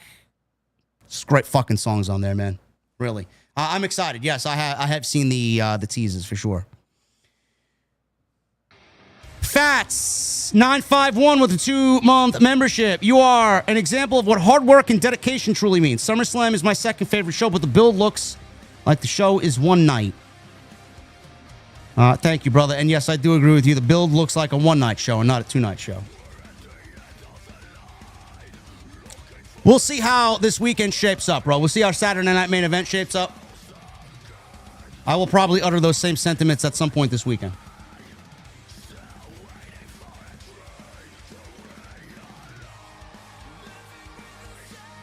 Havili with a $50 bomb. Thoughts on Steve Blackman's interview with Chris Van Vliet and him saying that his career in WWE was cut short because of neck problems and a bad headache. Honestly, Havili, from me to you, brother, I have not watched the Steve Blackman Chris Van Vliet interview. Have not watched it yet.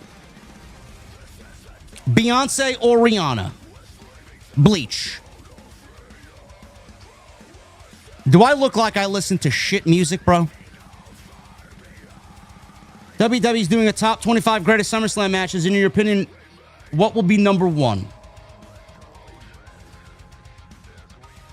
The greatest SummerSlam match of all time?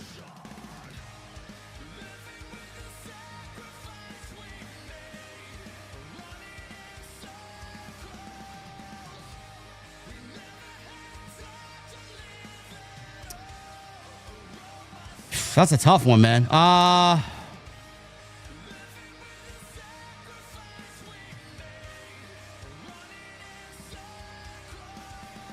Bret Owen Steel Cage 94. If I had to choose one off the top of my head right now, 2002, Three Stages of Hell, Shawn Michaels and Triple H.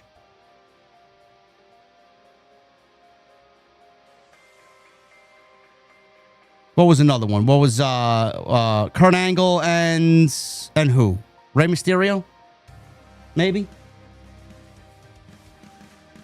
You know, the HBK Razor Ramon ladder match, man, in what was that, 95? It was all right. Their first one was so much better.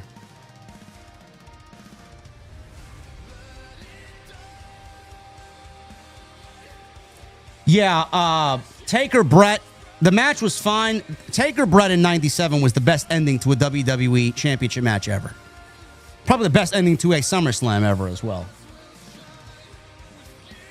Yeah, I'm going Triple H and Shawn Michaels, Three Stages of Hell, bro. 2002 is the best SummerSlam of all time. Oh, it was unsanctioned? Yes, unsanctioned. Yeah, I don't know why. Didn't they wrestle in the Three Stages of Hell? The unsanctioned, man. That was Shawn Michaels' first major feud back, right? After 4 years? Yeah, unsanctioned.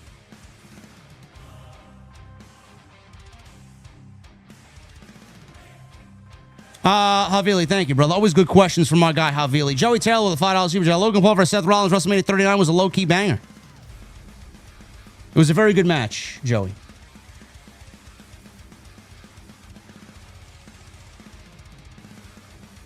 $26 months. Paid AJ 313. What's up, JD? How's it going, brother? Big weekend ahead. Hope you enjoy it. I actually thought Jelly Roll was the best part of SmackDown tonight. Probably was. Probably was. Michael Caruth with the new membership. Thank you, brother. And thank you for the 200. 200. Can't undershoot Michael Caruth with the $200 super chat. Thank you, brother. Jericho 8131 with a $20 super chat. My family tree is the corniest name for a group that's supposed to be comprised of violent thugs who want to strike fear on SmackDown. Sounds like the name of a book you'd find in the children's section of Barnes & Noble. You are not wrong, Jericho.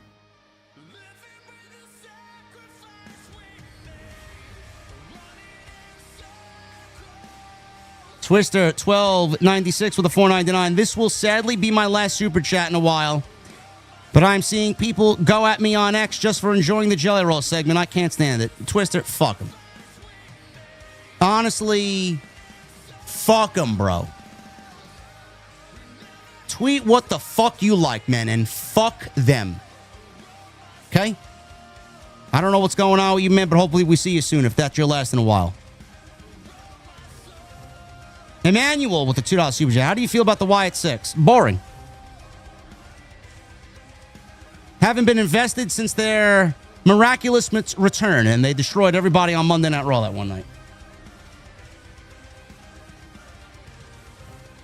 Rome Collector with a $5 super chat. WWE's advertising a house show, Gunther vs. Penta, for the World Championship on July 19th in Corpus Christi, Texas. I'm sure it's going to be a fantastic match. I don't know what Penta is doing to get a world title match. I don't. Havili with a $100 super chat again. Thank you, brother. Hopefully we answered your questions on Metallica, favorite ice cream, Mandy Rose and Toxic Attraction, Zilla, and Fresh Prince or Family Matters, man. Love both shows. I'm going Fresh Prince, though. Toya D, 78 with a 5. What if there's a 6-man tag match at SummerSlam? Rollins, Reed, Breaker, Punk, Reigns, Knight. I could see that, too. And maybe one match leads to another match on night 2. I don't know. They got to do something with the 2-night format. Right now, like someone said before, it definitely feels like a one-night show. We're 3 weeks away from SummerSlam. Melee King with a $2 super chat. What do you call a zombie who writes music? A decomposer. I like the play on words there, Melee King. Is that Sidro? Is Melee King Sidro? I can't tell anymore, bro. I don't know who the fuck. I don't even know who I'm fucking talking to here. Ness Coney with a $5 super chat. Regarding the Wyatts 6, creative didn't consider the element of how great Bray was on the mic. That was a huge part of the OG group, which is now missing. Basically, in line with what I've said, I'm not invested in who they are. I'm not. It's Sidro. Okay.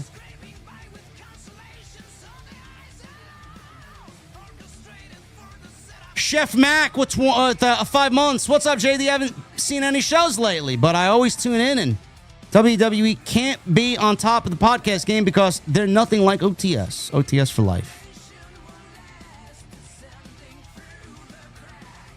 Well, more people listen to that podcast than they do mine, bro. What am I going to do? Sidro with a 5. Did you know China had one of the best baseball teams? They took out the world with a single bat.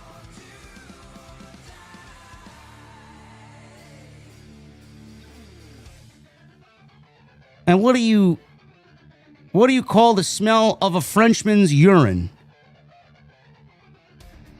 Pierre. Yeah, I like that one, man. Pierre. Havili with a $10 super chat.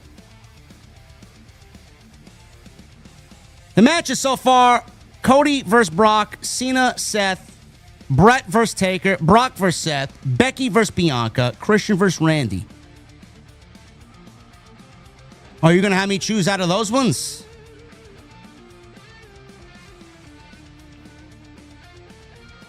I'm going Brett Taker then.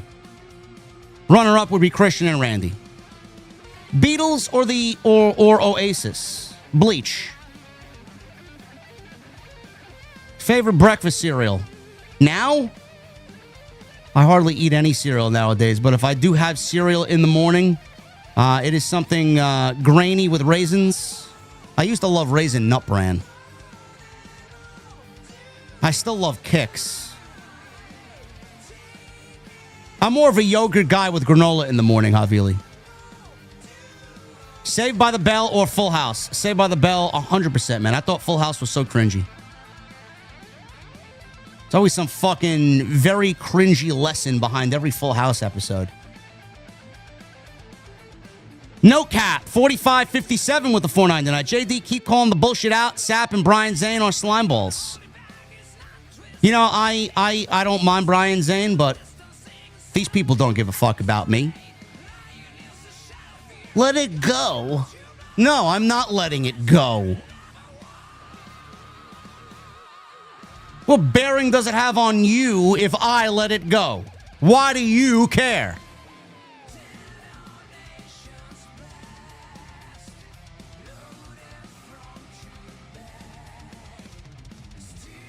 Furious Nation with 45 months. Thank you, brother. What's up, JD? As Solid Monster would say regarding Solo Sikoa as U.S. champion, champions are chumps. Don't see him holding the title long at all. I hope not.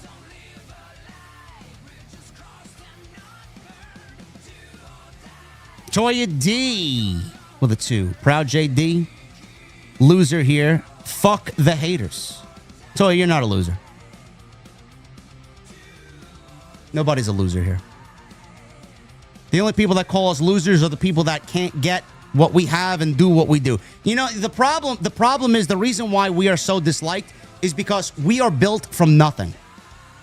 This podcast took on a life of its own and was built by me and me only. I got Jason to help me out on Tuesdays. I thank Andrew Baydala for fucking sticking with me for 40-something episodes. He stuck by me. Jesse's been with me since day one. People are jealous, bro. We are not supposed to be where we are. We are not supposed to be doing the numbers that we're doing. We are not supposed to be doing 15 times more viewers than Fightful. We're not supposed to be doing all the numbers that we're doing over everybody else in the community. When a PLE happens, where do you guys go first? Right here. When WrestleMania happened, how many people did we have in here? 9,000 people were in here. 9,000 on night 2. How many people did we have on March 1st for the Elimination Chamber when John Cena turned heel? We had over 9,000 people in here. Bro, we're not supposed to be where we are. They hate that. I don't work for a company. I don't work for an establishment. I don't do anything. Everything is self-made and self-built. I'm not a journalist. I don't work for a dirt sheet or a newsletter. I don't fucking report news. I don't go digging for rumors. I am not supposed to be doing what I'm doing here. They think that they are. And then when they see someone like me in the position that I'm in, doing what I'm doing with the numbers behind it, someone who's not in the wrestling industry, how does he do what he does? What is he doing? Why does he got so much more than we do? Why is he doing so much more as far as the audience than we are? Because everybody's a fucking fraud. That's why. I have been open. I've been honest. Every single stream that I've conducted for as long as I've been a creator. Have I been very boisterous and vocal? Sure. Have I said things that I shouldn't have said? Sure. Have I made some mistakes? Sure. Everybody has. But that doesn't take away from the hard work that I put into this channel to get it to where it is. I don't care if I'm not at a media junket. I don't care if I'm not interviewing talent. Do you know that the AEW media scrums and what you saw today in Texas, that they have curated such a small list of reporters and journalists that they've weeded out legitimately everybody that ever existed from year 1 into year 2 into year 3, year 3 into year 4. They are down to basically a skeleton crew as far as who they decide gets invited to these media junkets.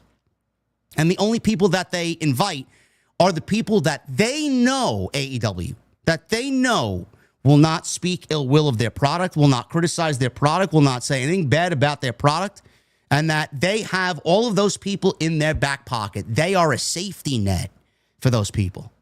They don't want people asking hard-hitting questions. They don't want people asking them what's wrong. How is this, the television show's not good. This, the attendance, the ratings, everything that is just glaring, staring you in the face. None of these people will ask those questions. Someone like me would have a laundry list of fucking questions, real questions that a human being would ask. They don't want that there. So for that simple aspect, I don't want to get invited to that because everybody basically that they've invited there is fake. They're not real human beings. They might as well just be off the assembly line from the fucking manufacturing plant and just trot them out there like fucking androids. That's all they are. They regurgitate the same shit. They regurgitate the shit that AEW wants them to regurgitate. And nothing ever gets out there. Sapp could put up an interview with Tony Storm. It does 2,000 views on YouTube. Nobody gives a fuck. Nobody gives a shit. Denise can interview fucking, God forbid, Sting. Who gives a shit? Like, who can listen to that for 10 minutes? Who? You go to their channel, they're clearly buying subs. 200,000 subs. You don't accumulate 2,000 views on a stream? Who the fuck's watching you? Who's watching you? And they regurgitate the content that fucking has absolutely no replayability. Like, everybody does the same fucking thing. The community is washed. The community is nothing but no talent hacks. Nobody in the community can do what me and Jason do. Nobody. Me and Ango. Not even Jesse. They don't have the talent to sit here for 2 hours, 3 hours, 4 hours and talk and discuss pro wrestling. They don't have it within them to keep people's interests. They're boring. You see the same content everywhere, man. Reactions. Everybody's on the reaction train. Everybody. Everybody's doing the reactions. They think that's fucking content.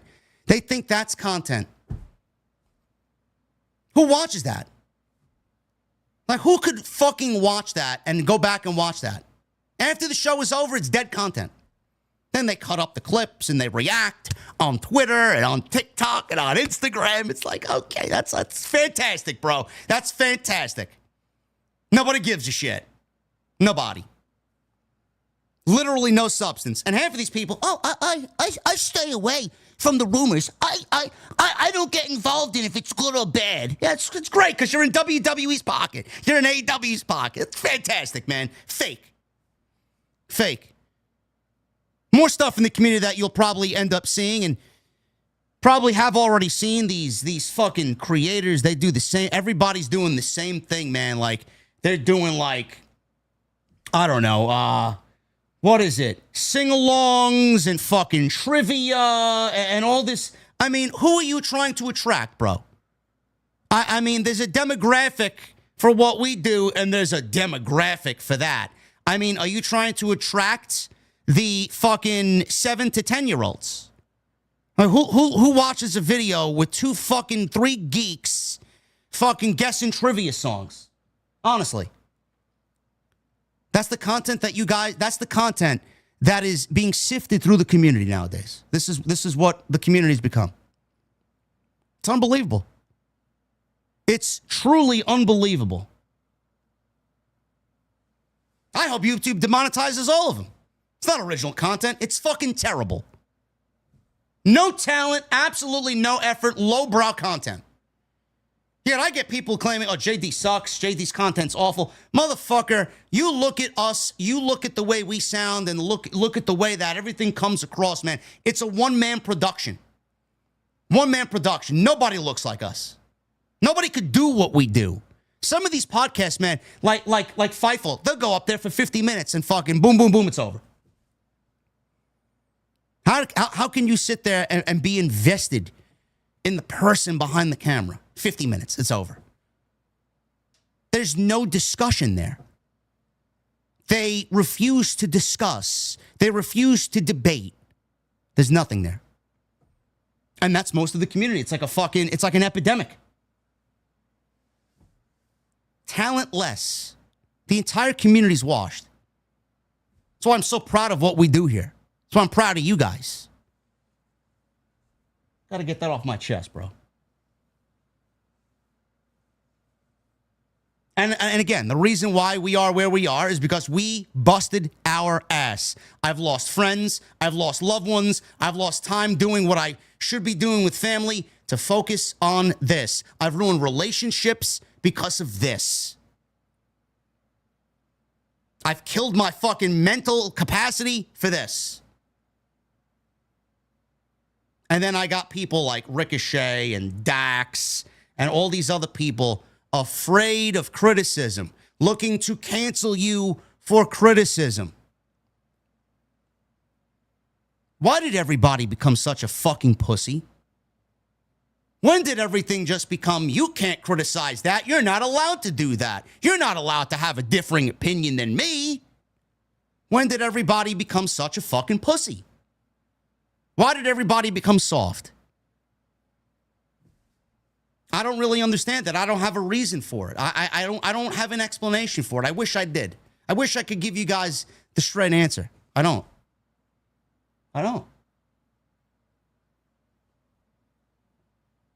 I'd love to know. Completely washed.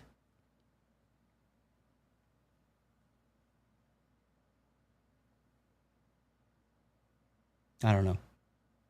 Yeah, that's why, again, I watch Doc every time he streams, man. At least I put him on in the background while I'm working here.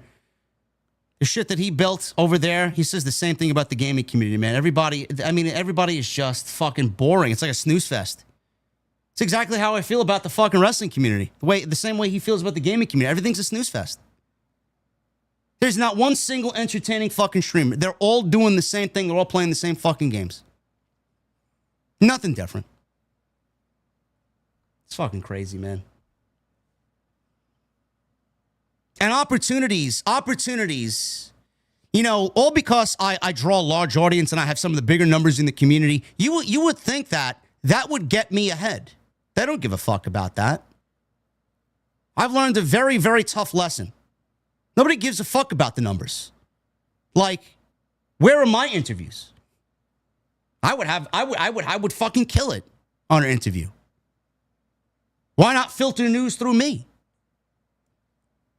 Look at the fucking audience we have. They don't give a fuck.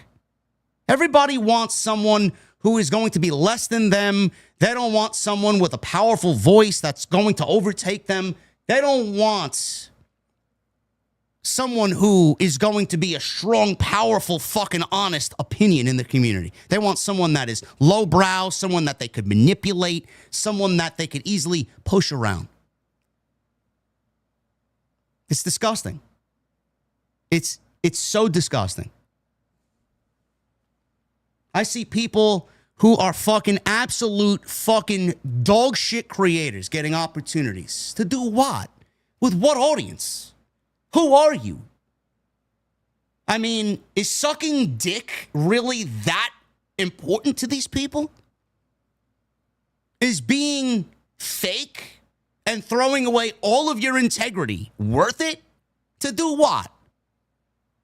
I've realized anyway that going to these shows and doing these junkets and fucking traveling for the show is worthless because I'm giving up all this money here. I'll make more money here on this stream or any other stream fucking 10 times over everybody else in the fucking community that does exactly what I do. Why would I want to give that up? Especially on a weekend like SummerSlam, where we'll have 5,000-6,000 people in here. Oh, JD's not supposed to have 5,000 people in here, man. He's an asshole. He makes shit content. I don't know. Why do I have 5,000 people in here then? Regularly. Consistently. With a 45-minute watch time per viewer. Why? Why? Because you're not bored. You either know that what you're getting is someone who knows what the fuck they're talking about, or you're a hater who knows exactly that I'm right, but will cut it and clip it and take it out of context and then use me for your fucking engagement on social media. But at the end, I'm right anyway. It's the way it works, bro. It's the way it works. I love you guys. I do. Toya. Thank you for the 2. Havili. $2 super chat. Thoughts on Charlotte Flair's interview with Taker. Havili. I love you, brother. I love you to death. Gonna let you know for future reference. I don't watch WWE podcasts. I don't. I have not watched one Undertaker podcast. Ever.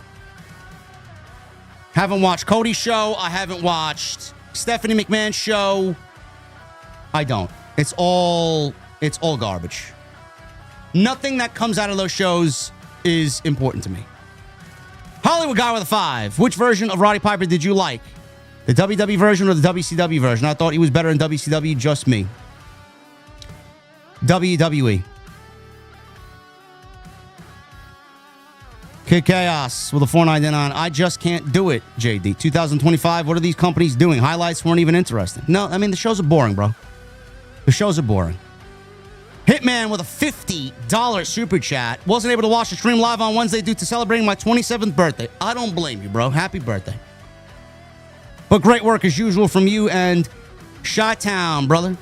Fuck the haters, the bold frauds, and the dirt sheet geeks. Keep being you. God bless. Thank you, man. Means a lot.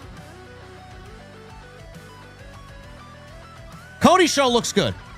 Cody's show looks good. I should give that a shot, but I mean, there's just other things I would rather watch, honestly.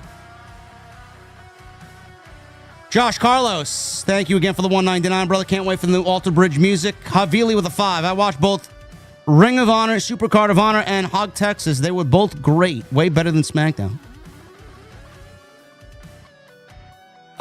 Ring of Honor looked like a fucking absolute snooze fest. They threw a card together that was, if you paid to be there, man, God bless you. And the Ring of Honor brand is dead. House of Glory Texas, that to me that was one of the worst cards that they put on. One of the worst cards that they put on. They wanted to run Texas. I don't think it was worth it to run Texas. Justin with the 35 months. Happy All In Saturday. I hope it's a great pay-per-view. Also, keep up the great work. Forget the haters. And Red Sox surprisingly have won 8 in a row. Good. I'd rather the Red Sox win the division over the Yankees. Got a couple of boys in Massachusetts that are big Red Sox fans. Furious Nation with a $4.99. SRS is an utter clown and has exposed himself even more so. There's a reason why I watch you, JD, because you're always open and honest. OTS for life. Thank you, brother. Ali with it too. Will Brock Lesnar ever return to WWE? No.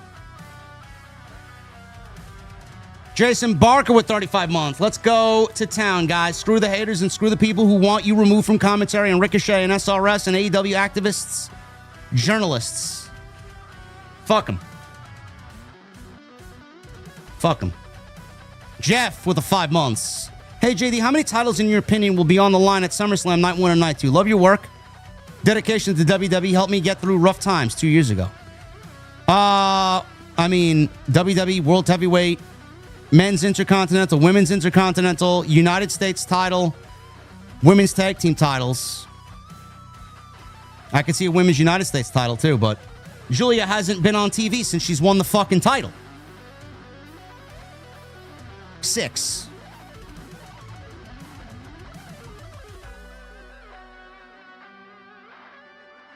Josh Carlos with a $1.99. Better Alter Bridge song. Come to Life or Coeur d'Alene.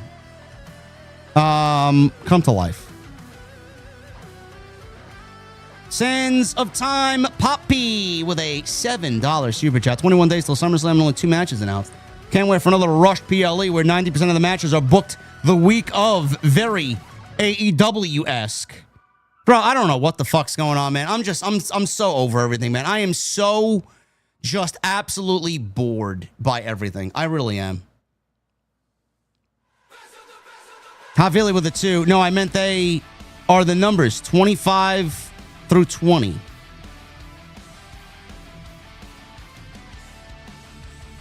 $25 through $20.